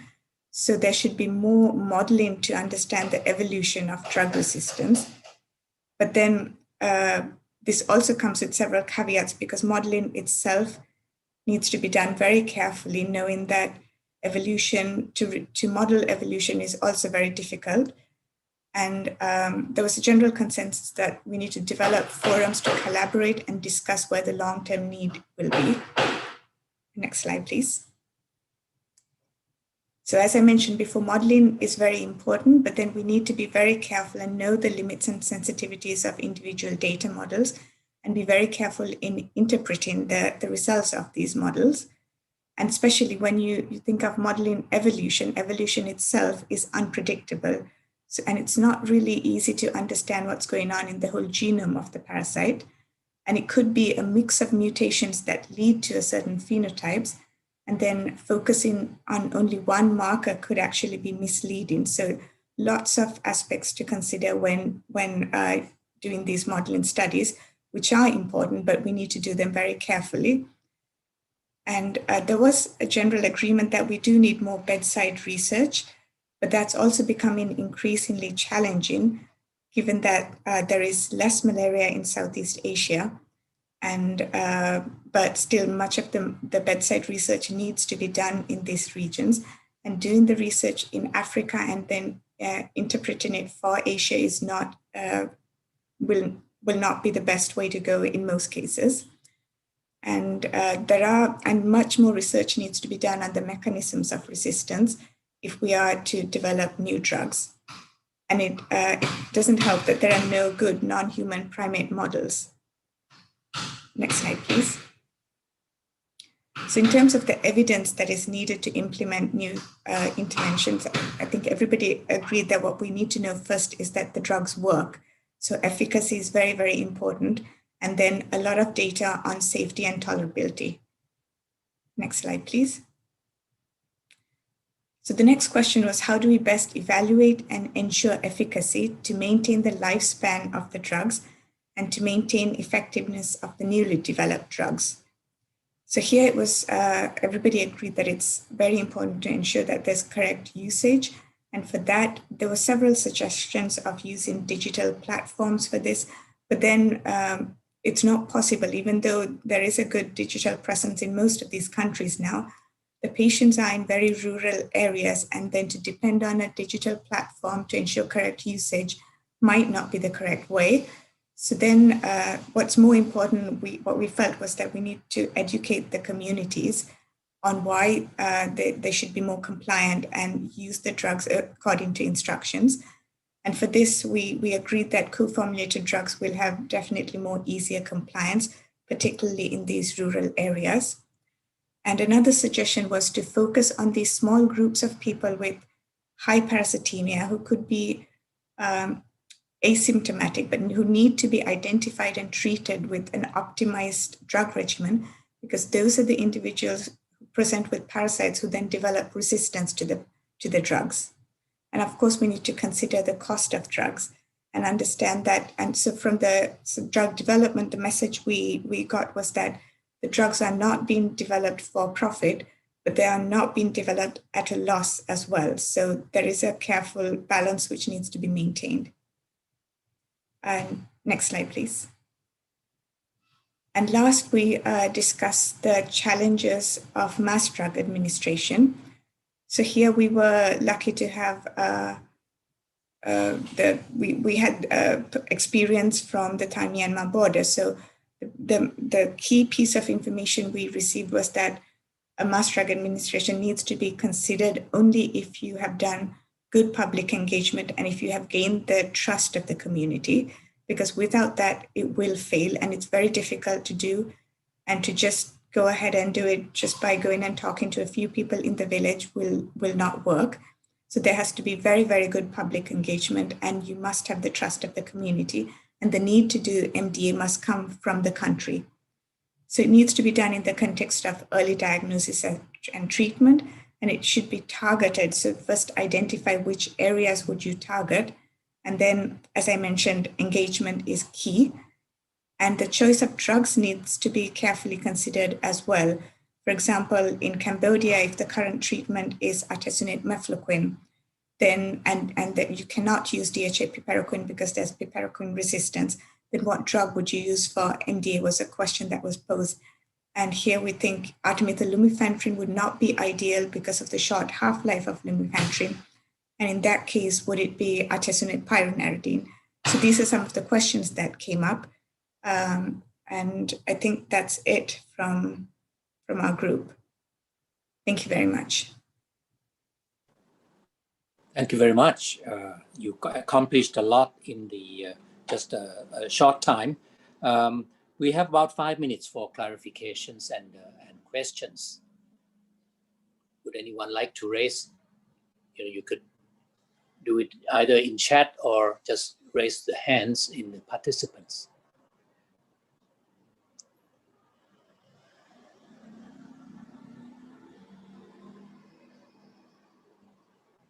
Well, it seems you have really provided the conclusions we do have one very clearly. Okay, we have. Yes. It's Aryan. I'll just allow him to talk. Go ahead, Aryan. All right. Yeah, hi, thank you. Great summary. I'm very sorry I couldn't attend the working group yesterday. Just to say that Cambodia are now starting to implement targeted MDA for foci in Cambodia, which I think is very good news because it's the first time that a program adapts this approach, but they will do it with artesunate mefloquine. So I was wondering if someone from the Cambodian program was present yesterday in the working group, and if this has been explicitly discussed with them, and otherwise we should probably communicate the outcomes of this workshop with them. Chanaki. So thank you, Aryan. So we didn't have anybody from the Cambodia National Malaria Control Program, but I agree that we should communicate with them and also get their input. It's very good news to hear that they are willing to go ahead with MDA and put in all the effort for it.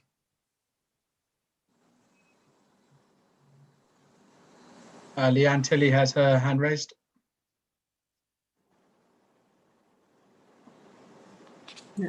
Now you can hear me. So thank you so much. Yeah, and so sorry I couldn't make the discussion yesterday. I'm really interested in the comment about the group thinking that a single dose therapy is too hard a target to try to achieve. Clearly MMV is still kind of working towards that.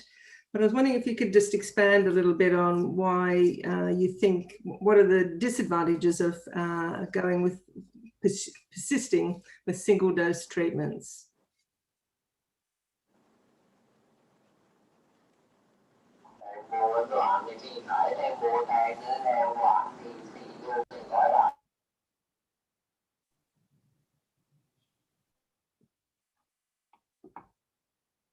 Janaki, can you hear me? Yes, I can. Sorry. So from what I understood from the discussion yesterday, MMV has agreed to stop working on the single dose treatment. And I don't know whether there is any other drug that is being developed or explored in terms of using it as a single dose. Okay, that's encouraging. Thank you. Susan Charman also would like to contribute. Go ahead, Susan. Yes, just a point for clarification. I don't think the discussion was that MMV have stopped the single dose, the goal for a single dose treatment. I think the group just considered that, of course, it would be nice to have a single dose therapy, but it's not an essential element. And there were many people that felt like good drugs were potentially not being advanced forward simply because of the fact that they don't meet the single dose regimen. But as far as I'm aware, I think MMV are still pursuing single dose administration, maybe not exclusively, but still as a high priority. At least that's my understanding. Thank you, Susan.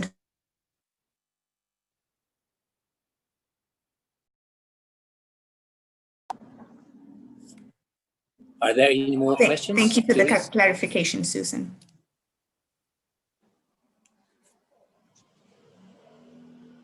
Well, if there are no more questions, we go on to the last breakout group, and that's on operational challenges. And Dr. Thanat and Sivicha were the chairs. So Dr. Thanat, can you present the summary, please? Thank you very much. Okay. A lively and productive discussion on various issues on Wednesday, and we would like to thank our colleagues at the AMS for summarizing the key points. I think since we have a very strong group, we would like to encourage one of the most junior member of the group to present what we have discussed. So I'd like to ask my co-chair, Dr. Sivicha, to make an introduction. Well, this is a young female scientist of the Faculty of Tropical Medicine. Both of us would like to encourage the young scientists to participate in this workshop. So she is Dr. Wallapha Soong from Malaria Vivax Research Unit. Dr. Wallapha, please. Thank you, Chairs, for a great introduction. So my name is Wallapha Soong from Mahidol Vivax Research Unit, Faculty of Tropical Medicine, Mahidol University. So yesterday we've been discussing about around 4 topics, which along the slide you will see the topics that we've been discussed, but very unfortunately that we don't have any national malaria program in our group. So the discussion points that we'll present very soon is from academic or research points of view. So should I share the slide or somebody will share the slide? So I will share the screen, okay.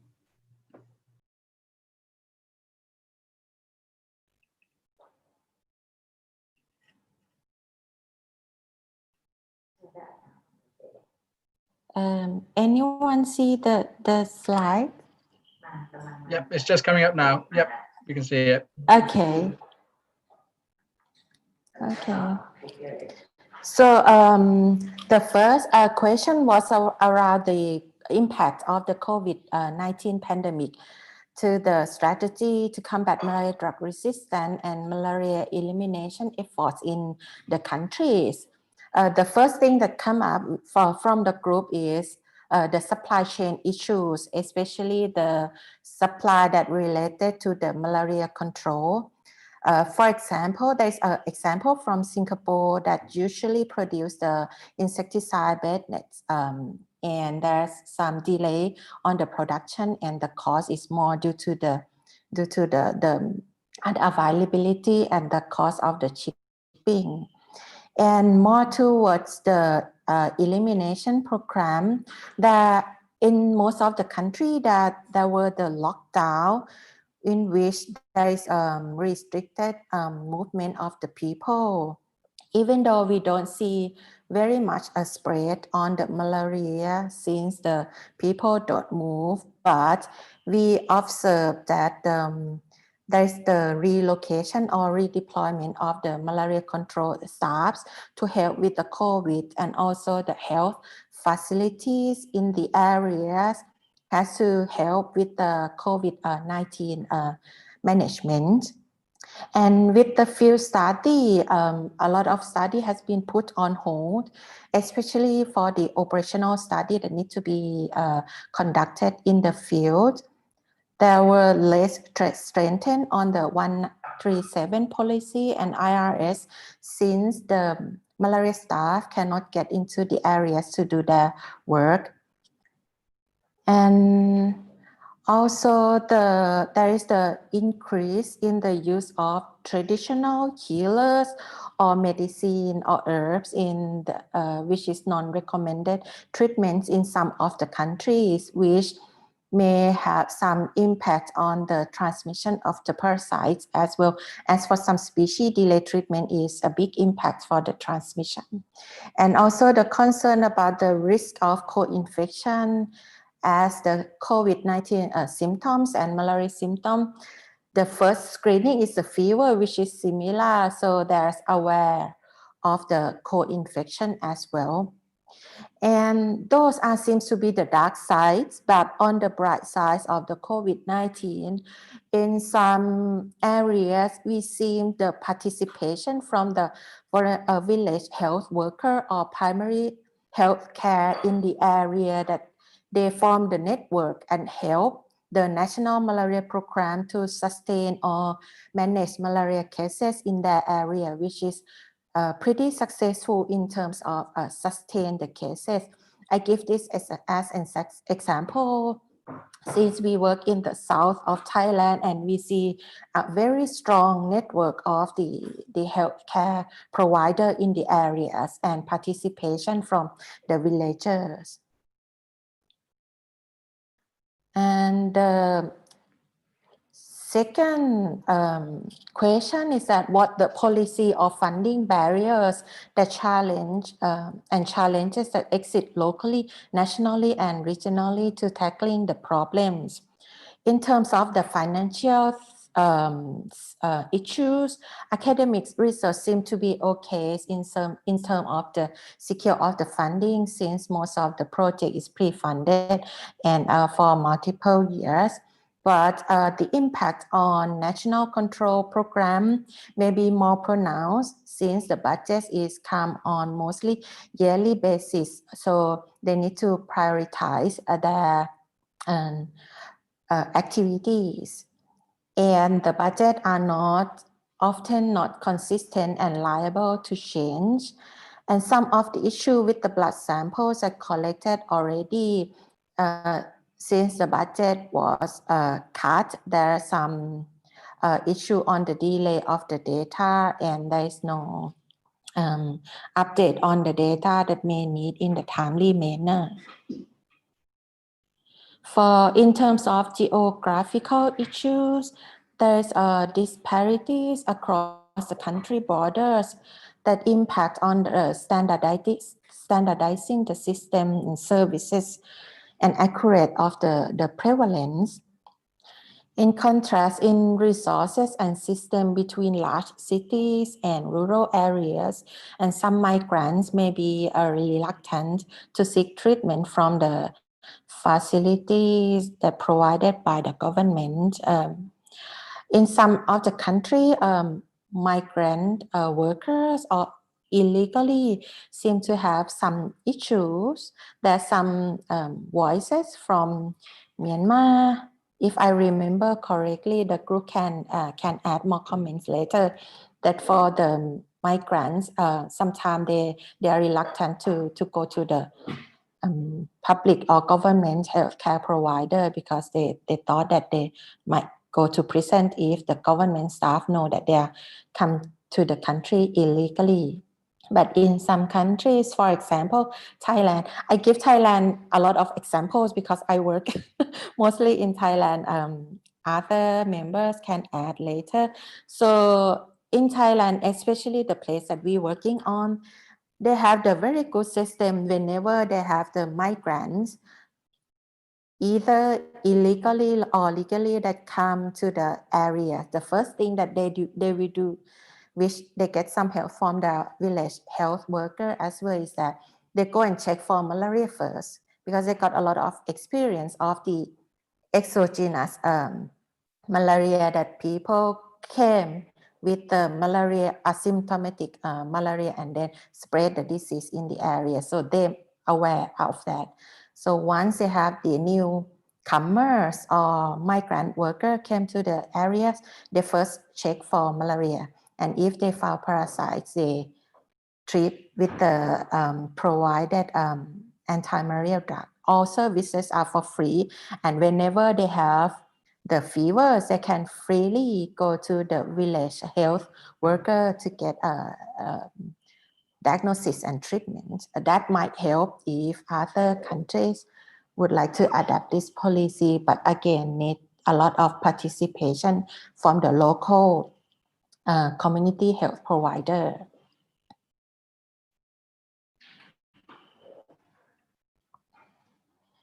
And the third topic is, are there any success stories on strategies for anti-malaria research and policies that address the challenge of anti-malarial drug resistance?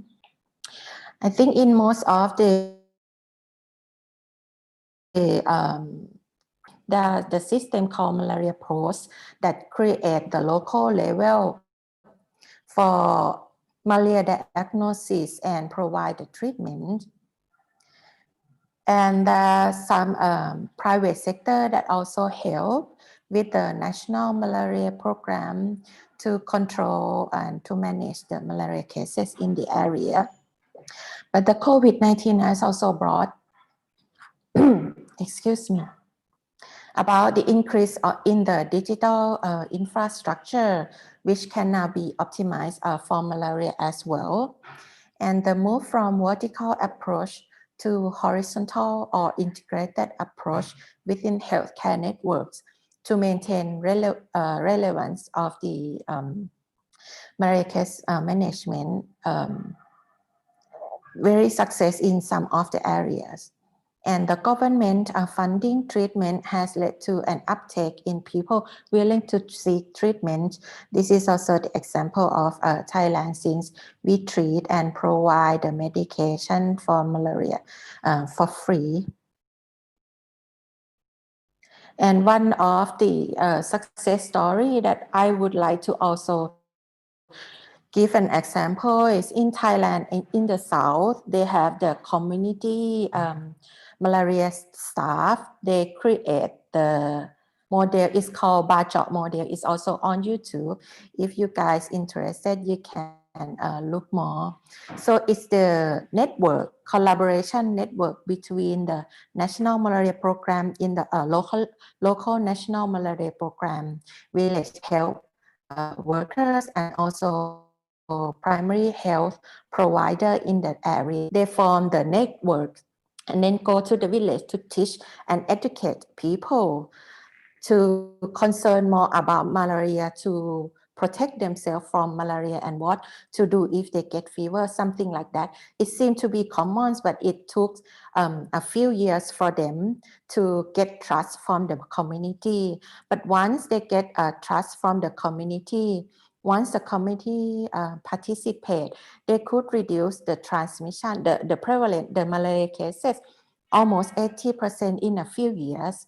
It takes time, but it costs less. And I think if we get community participation, it's much faster than development drug or vaccine. So this might be the way that can be expanded not only in Thailand, but also other countries as well. So the last one is, what do the users of the research want answer from the academic community?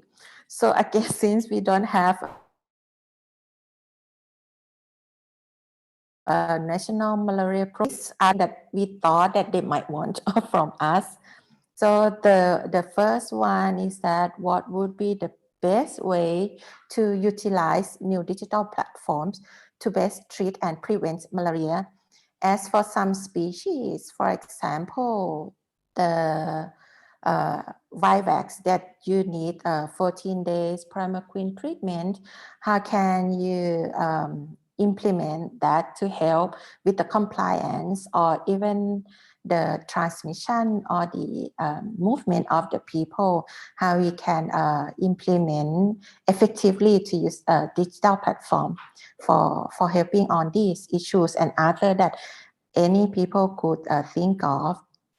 The second point is that why there is reduced movement of the people due to COVID-19, what the step can we take to prevent malaria cases rising as the countries open up? This topic, I think, is the questions for anyone. And how best to introduce data sharing between countries. Can you come to a conclusion, Dr. Wallapa? Can you come to conclusion because you've run out? So this is the. Oh, okay. Sorry, I didn't aware. So I didn't see the sign. Okay. Well, anyway, we still have about 3 That's minutes. We still have about 3 minutes for question discussion. All right. Okay. Would anyone like to raise? This is actually the last slide. This is the last slide. Okay, good. So everyone has the information now. Would anyone like to raise issues? I also would like to inform the meeting that we did ask Dr. Pricha Prempri, who is the Deputy Director of Communications, disease communication, communicable disease. And I think he must have got some problem with the ministry, urgent issues, so he did not attend. But I will ask the questions on on operational challenges and so on in an email to him later on. Yes, would anyone like to raise issues, questions?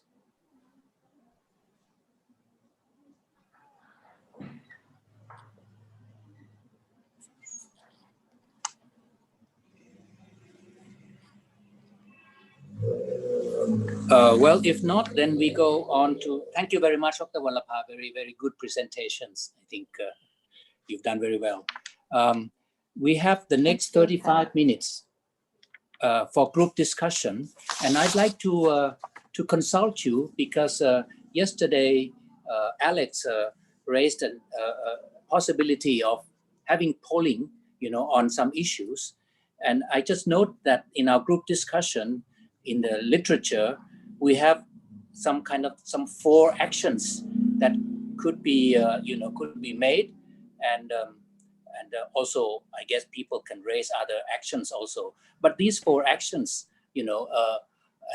since Alex said there's some possibility of polling, I don't know whether it makes sense or to have some kind of ideas of how people think how important these actions are, or some other issues for polling. Maybe Alex, you can chip in here. Sure. So we're going to put up on a slide in a moment a summary of the 3 presentations that were just given, and they highlight the some of the main points that we think sort of have been taken away, and both Professor Jungerth and Professor Day have seen these.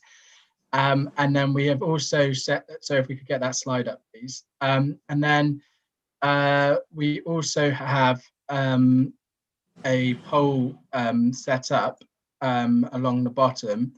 You'll see poll, and you should be able to click on it. And then under the 3 topics, we've included these into the poll according to the 3 groups. And all panelists will be allowed to vote for one area that they think should be prioritized amongst others. And that will just give us a good idea on some of the priority areas. And then, yeah, that's how it will all work. I'll pass back over to Professor Junguth to take forward. Just to be clear, Alex, do we vote on, one of the 3 areas, or do we vote on the subheadings? For example, you'll vote on the subheadings, so you'll be able to, so you'll be able to click on vote for one subheading per area. So under resistance research, you'll be able to one vote subheading for one per area. One subheading per area. I see. So it's now live, so everybody should be able to vote, and we have 48. And how do you do that? Sorry, you just click on the I see. Poll. You click on it, and then you say click next. On the poll, and then you've got them down below. So we've just received our never done first it vote. before. No, that's fine. We've just received our first vote. So yeah, only 47 more people to vote on it. And how much time do you give for resistance research? 1 minute? No, you can do it. There's no time limit. So I see, you can do it just any time. All right. Yes. So maybe we'll give a couple of minutes, for people to, maybe 1 minute, okay, for them to scan and vote. Exactly. So one area each, okay, correct, and then I'll come back 1 minute. Thank you very much.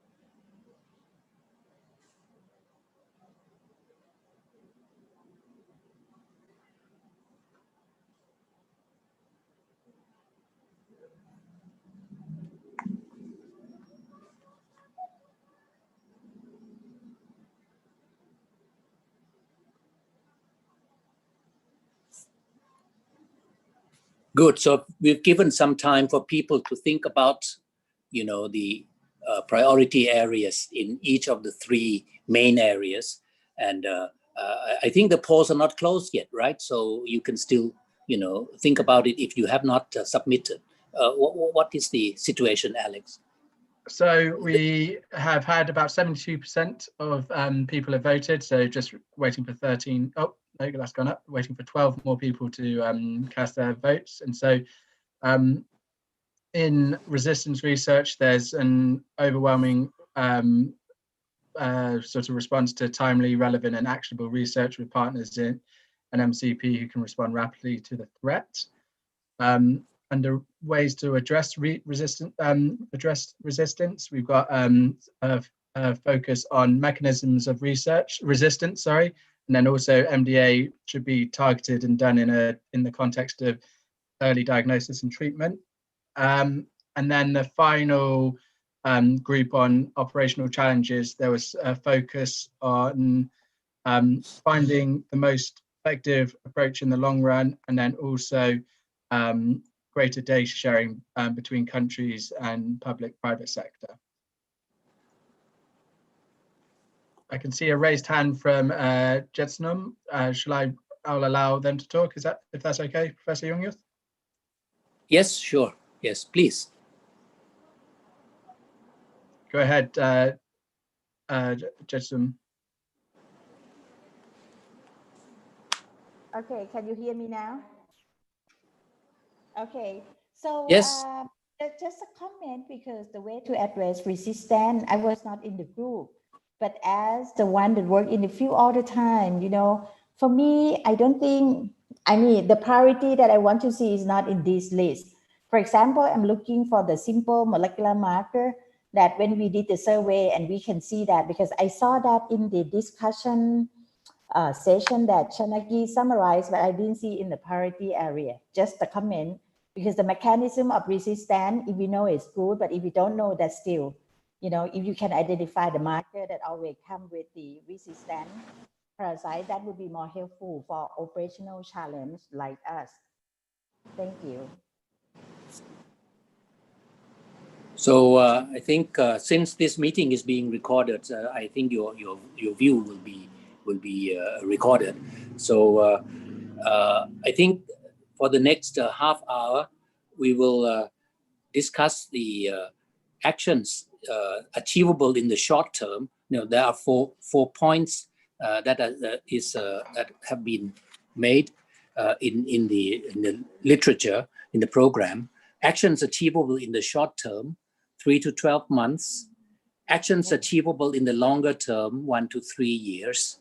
Collaboration opportunities locally, regionally, and internationally to put these actions into practice. And how can we avoid complacency? So these are the 4 areas that you can check from the programs that you've been given. And there are other areas that you might bring up for, this is for general discussion, you know, before we end this meeting. So would anyone like to take up, you know, the floor?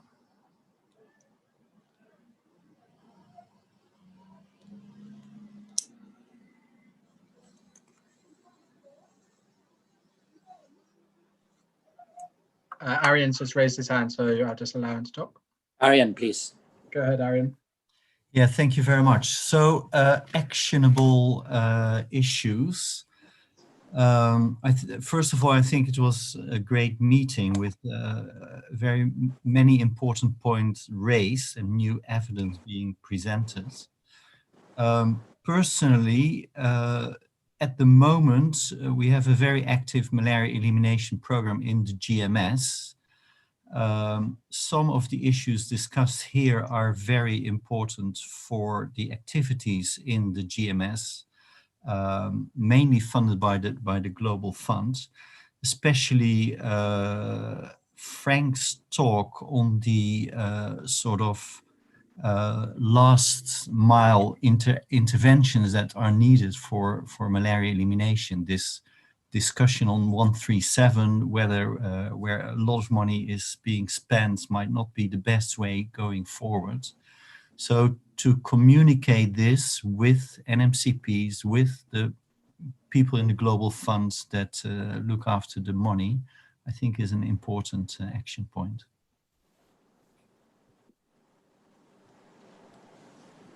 Thank you. I think that's very important. Are there other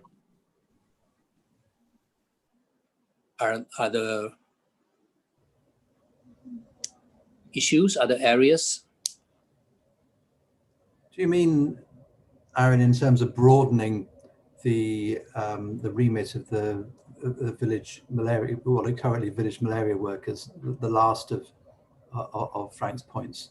Is that the main thing you're looking at, or is it getting rid of 137 and going for passive case detection and possibly MSAT and MDA? What do you think should be the priorities there? I think in general to readdress the recommendations for countries which I forgot to mention the WHO, who's very central in this, that we just rediscuss what these elimination activities should look like, which is at the moment very much focused on this 137 or 17 approach, which might not be appropriate in all the places where it's done at the moment. And for instance, targeted MDA can be discussed, or as Frank said, the active case detection, which is much more useful in the higher transmission areas in the GMS rather than in the very, very low transmission areas. In a way, it's a pity that we missed Dr. Pricha Prempri yesterday for the Ministry of Public Health, because I think the Ministry of Public Health has put a lot of efforts into 137, and they should, kind of hear the other side of the issue.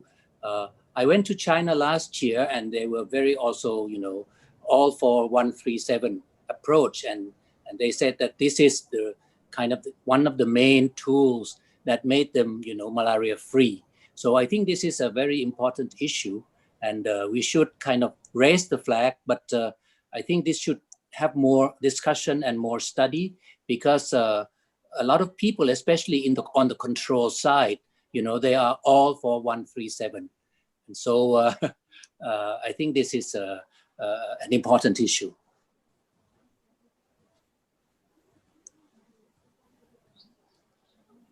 So we have a hand raised by Frank as well, Professor Jungyuth. Yes, please. I don't see the hand, so please, okay. Alex, you. Yep, I will control my side. Frank, go ahead. You can speak now. Please go ahead. And can you hear me? Yeah. Yes. Yeah. First of all, there is not a lot of scientific evidence that this 137 works, but indeed the Chinese are very positive about it. But that doesn't mean that it will work in other countries. I saw last week that China found a few COVID cases in a town, and subsequently they tested 9.5 million people in 5 days. So, well done. And but is that then what we're all going to do in the world, in rural areas, etc.? So it is simply not practical. I'm not saying that it would not be nice to investigate every case in 137, but nobody's going to do it. It's not realistic. And that is something that has to be taken into this discussion. Thanks. Thank you. Are there people? Yes, this is Walapa. So yes. I have some comments on the short run, like 3 to 12 months. The thing that we can do now is the community engagement. I still like that. If we convince the villagers or sensitize them enough to understand why we need to eliminate, or why they need to comply with the drug, or why they need to protect themselves from malaria, that would help a lot in the long run, not only eliminate malaria, but to eradicate and also sustain the malaria elimination in the long run. Right. Maybe I think we should go on these 4 bullet points, one by one, and devoting some kind of 5 to 10 minutes at least on each of the bullet points. The first bullet point here is actions achievable in the short term, 3 to 12 months, to address the identified challenges or barriers to tackling antimalarial drug resistance in Southeast Asia. So short-term action, 3 to 12 months. Anyone?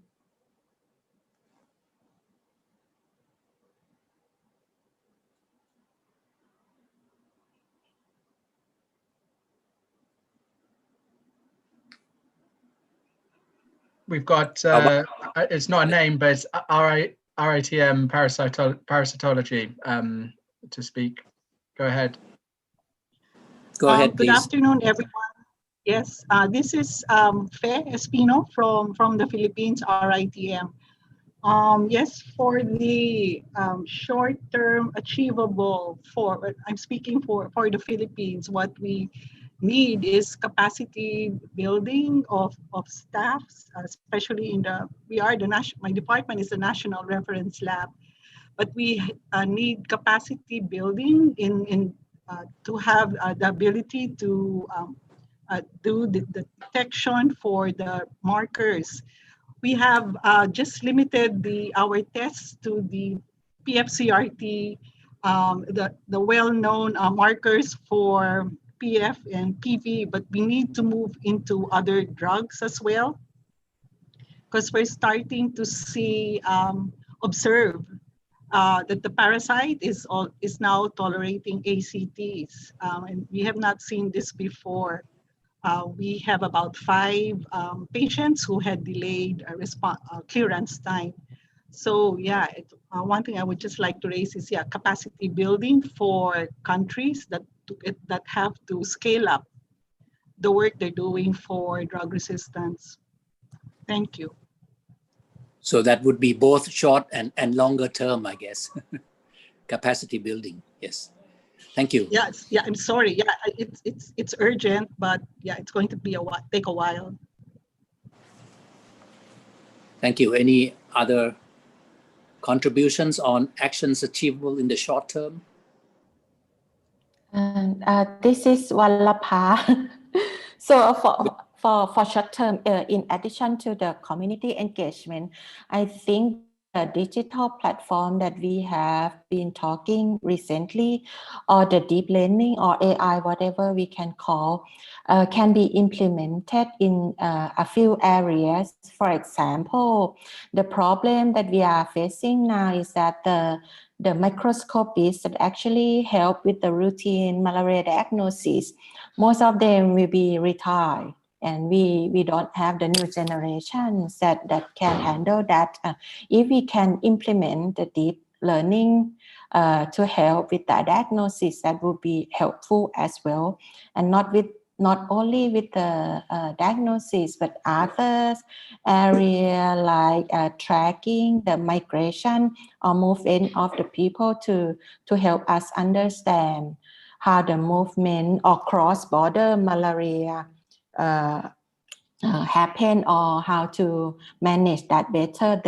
The digital platform or deep learning could help a lot, and that take short time to implement, I think.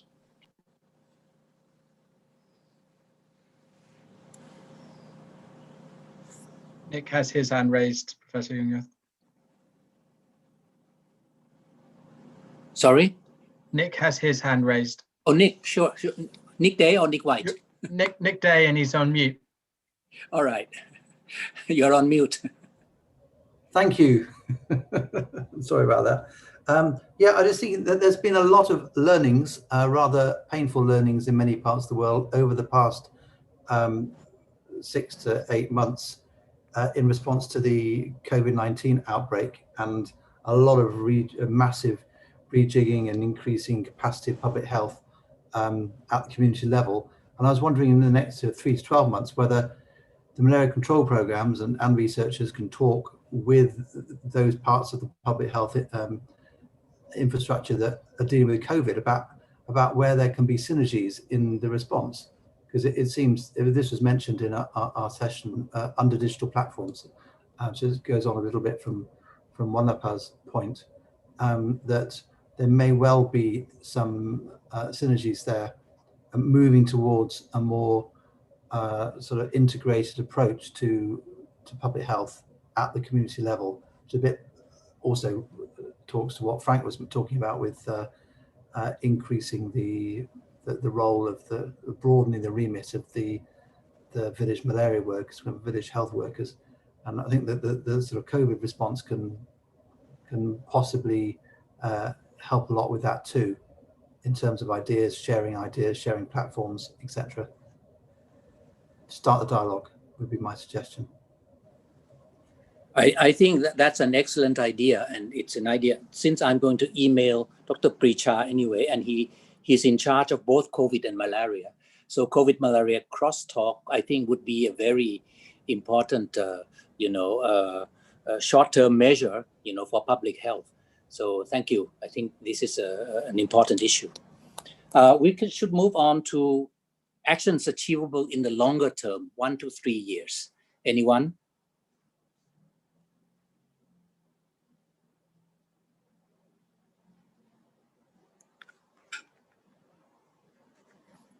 Well, so not actually the go ahead. Oh, sorry.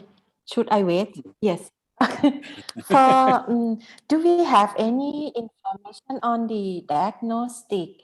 I heard that there's some group developing the more sensitive RDT. I'm not sure whether how long that would be available, and if that's available in the next few years, that would be help in terms of the Malaria diagnosis, especially for ACD or submicroscopic asymptomatics.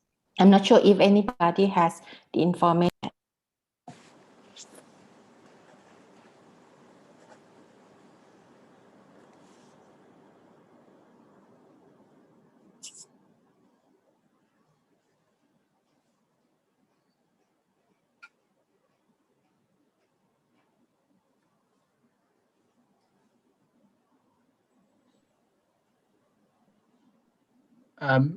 Professor Junge, Francois has his hand raised as well. Francois, go ahead. Go ahead.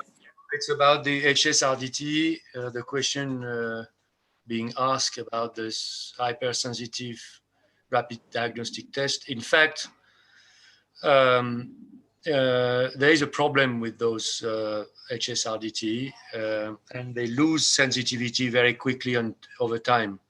So when we use them just after manufacturing, it's fine. They can be quite sensitive, more sensitive than ordinary RDT, but they quickly lose their sensitivity over time before the expiry date. So it's quite disappointed, but it seems that it's not going to be available for the near future. PATH, the organization PATH, is developing a new ELISA test, which is looking very promising, but it's an ELISA test, so it requires a laboratory. It cannot be used in the field. It can be only used if we collect sample and we bring them back to a central laboratory. So that gives an easier way than qPCR, but still needs a laboratory. No quick answer for the detection of submicroscopic or very low parasitemia, unfortunately.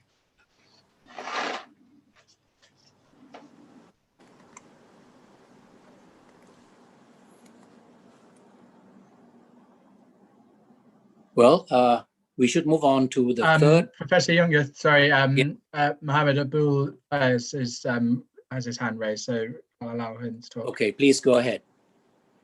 Go ahead. And then we move on. Yes. Thank you. Is there any possibility of using a new type of digital technology replacing microscopy? That have been recently, it has been lots of interest related to that, because as we listened, there are lots of senior microscopists are retiring.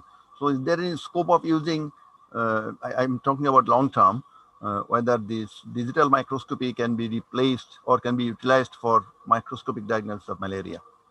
Thank you.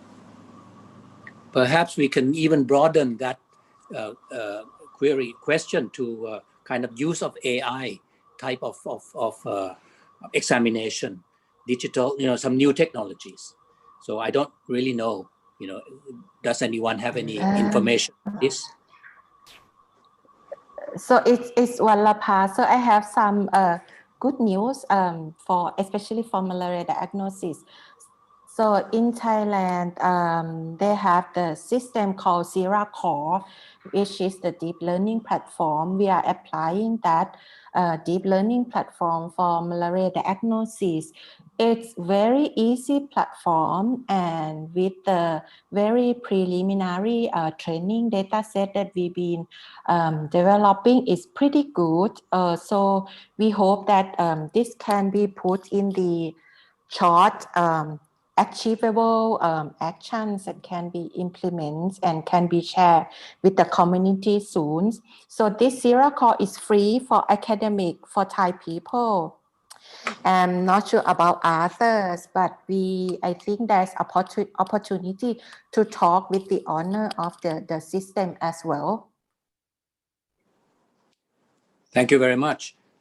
We should move on to the third topic, and that is the collaboration opportunities, locally, regionally, and internationally, to put these actions into practice.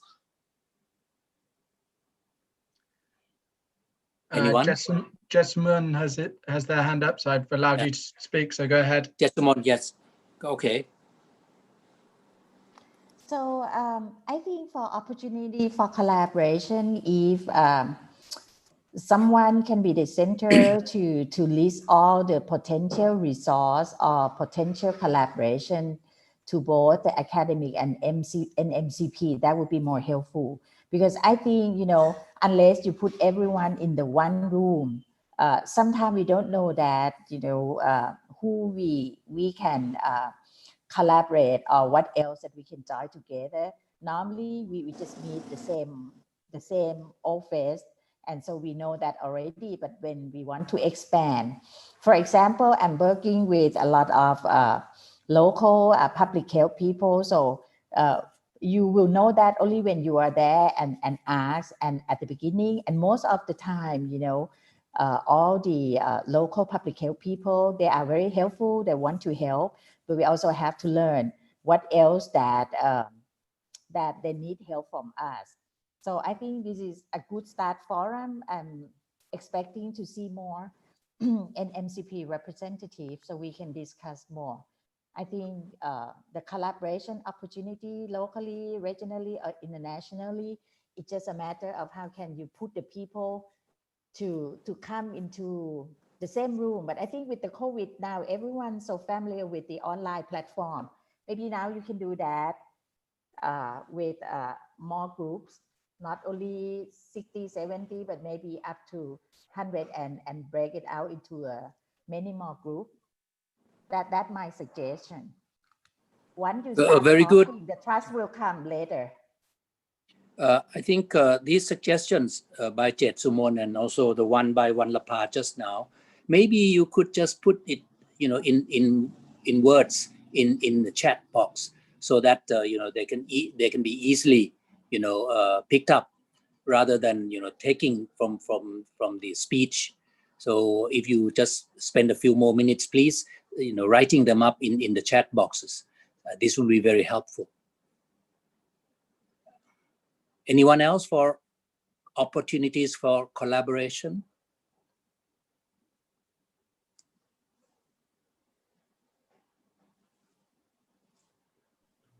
Yes, we have Shrikanta Basu. I'm just going to allow them to speak.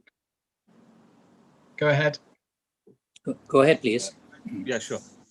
Can we have some kind of integration, like horizontal integration, like in our periphery, or even child with fever or a patient with fever can have malaria or can have dengue or others, so that at one integrated platform we can give the same kind of services without actually concentrating on only one service in that matter, regarding as far as diagnosis or treatment is concerned. That will save us a lot of cost, lot of resources, and with COVID situation, I'm sure that will help us a lot. Thank you. Thank you. And then also Mohammed Abul Faiz would like to speak, so I'll allow them to talk. Go ahead. Yes, please. We have 1 minute. Yes. Thank you very much. I think as we are talking about elimination, and one of the important contribution will be eliminating malaria from the bordering areas where health system is very weak. Unless we can communicate with our neighboring countries at the local level, it will be really difficult to achieve that. I think more collaboration is needed to address cross-border issues.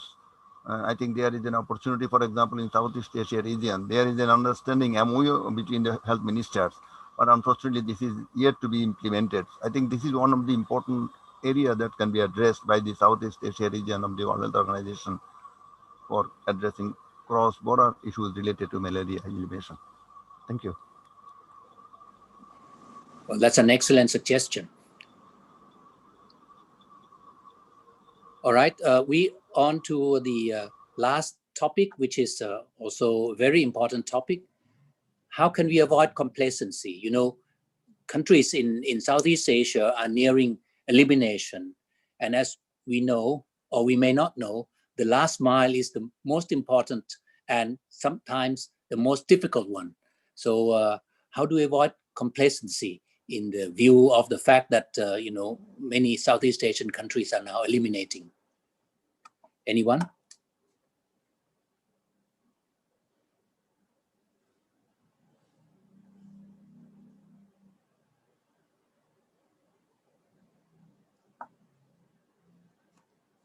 Well, maybe I can just say a few words about the last mile in other countries. Due to COVID complications, also and other factors, and some countries, you know, which are due to kind of complete their last mile, you know, have to hold on, you know, have to postpone, but for maybe for a year or two only. So I think Thailand is due to eliminate malaria in 2025, and I hope we don't have to postpone. But how do we avoid complacency? But now, because people are now putting importance on other problems than malaria.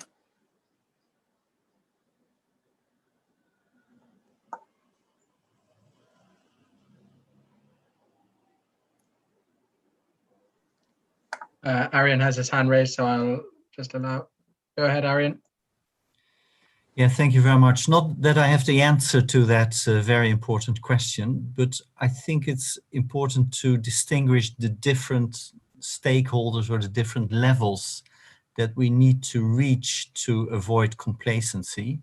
I think the research community is relatively easy by organizing this sort of meetings, but then going down to the policymakers, I think it's important to keep funding the malaria activities, to keep that on the agenda, but also go further down to the community level.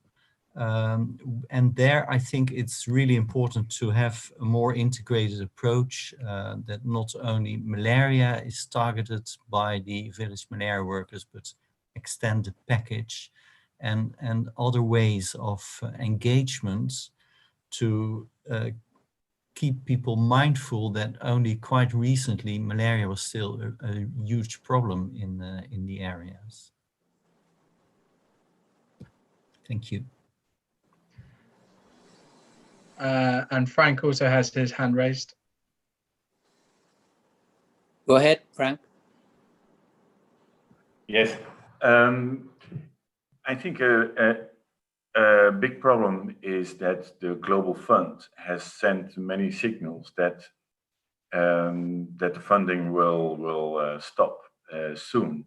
Now maybe that is an empty threat, but I think it is safe to believe that they will change their focus from Asia to Africa.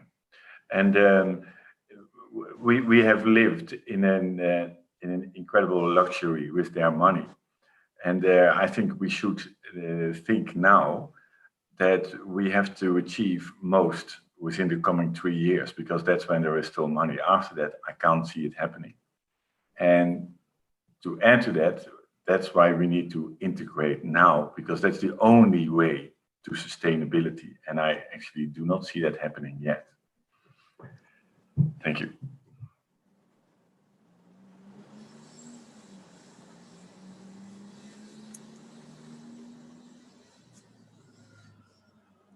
I see Jane Ellis. You're on mute. Please unmute first. No, Jane's just sharing her screen. I don't think she has anything. Sorry. That's all right. Nick, did you have your hand raised a moment ago, or? I did, Alex. I was going to make the same point as Arian made. He made it more eloquently than I could have done about the need for integration. In fact, that was then reinforced by Frank, along with a warning about funding coming to a cliff edge. But I do think that it's incredibly important that at the community level, we have a much more integrated approach because like it or not, people are going to start forgetting about malaria.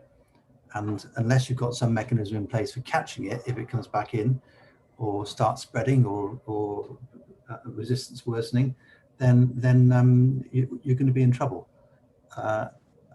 Because in some ways you can't fight complacency. This is the most dangerous time when you get sort of pre-elimination, because obviously people get very the local health workers don't see the disease, and the communities start forgetting about it. So that's the best way to fight complacency. I completely agree.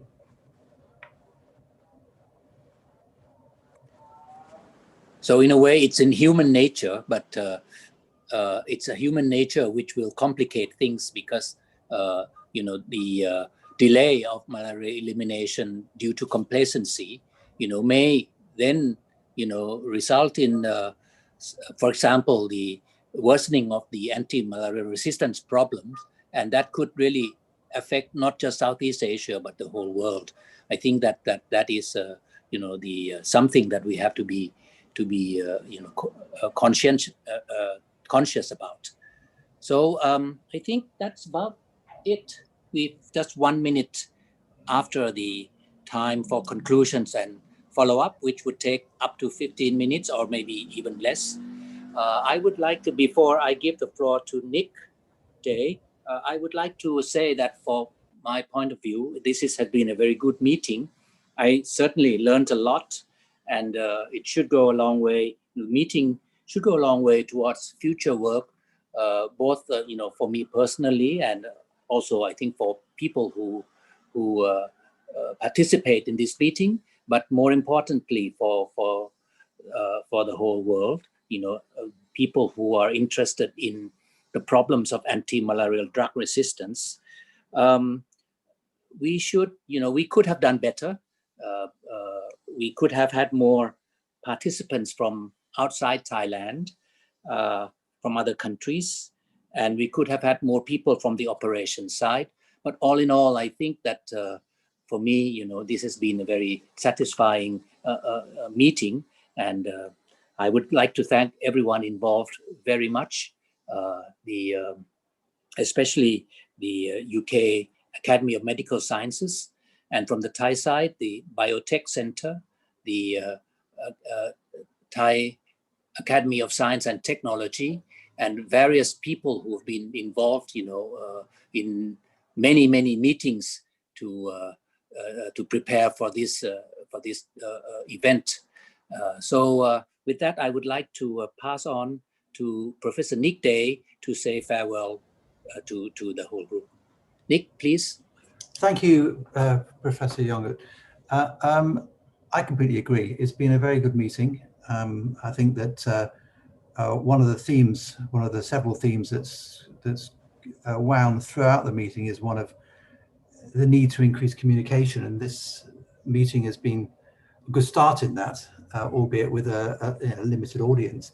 That I think communication and sharing is really important, whether it's data, isolates came up, community engagement when it comes to mass drug administration and working with village health workers, communication between researchers and the NMCPs, and also fostering communication to foster a sense of urgency, the point that Rick Price raised on yesterday.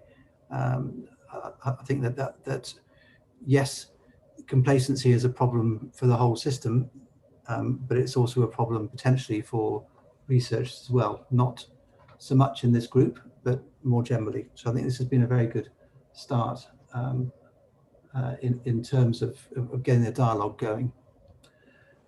So that just leads me to also add my thanks to everyone who's been involved. I particularly want to thank my co-chair, Professor Yongut, for all his support. I want to thank the group chairs yesterday and today. They've been pretty busy. The speakers yesterday and today. The facilitators that I think are either at the AMS or engaged by the Academy of Medical Sciences. And I'd like to thank the Academy staff members, particularly Alex, who's been the leader on the Academy side, Alex Hume, Tom Langford, Jane Ellis, whose screen we've been watching the last few days, Hayley Kane and Fern Brooks, and I'm sure there were some others behind the scenes as well, for making this an extremely seamless experience in terms of having a virtual workshop. I think it has worked very well indeed. And last but not least, I'd like to thank all the participants for joining, listening, contributing. It has been a very pleasant couple of days, very interesting, and I wish you all well, and hopefully there will be a lot coming out of this meeting in terms of future collaborations and discussions. I know that the Academy will be helping us write a report and other materials that will summarize the outputs from this meeting, so you'll be hearing from them in due course when that's done. So with that, I'll just, anything that you'd like to say, Alex? No, I think you covered everything just then at the very end that I was going to say. Well, thank you again to the whole Academy team and to everyone for participating. Thank you very much. Thank you very much. Just one thing about presentations. We will contact each of the speakers to get their permission to share presentations, and we will be sending around a sort of a wash-up email where there will also be some feedback forms and other materials and information. So look out for that, and presentations will hopefully be included in that. So thank you very much, and have a good day. Yeah, take care, everybody. Bye-bye. Thank you. Bye-bye.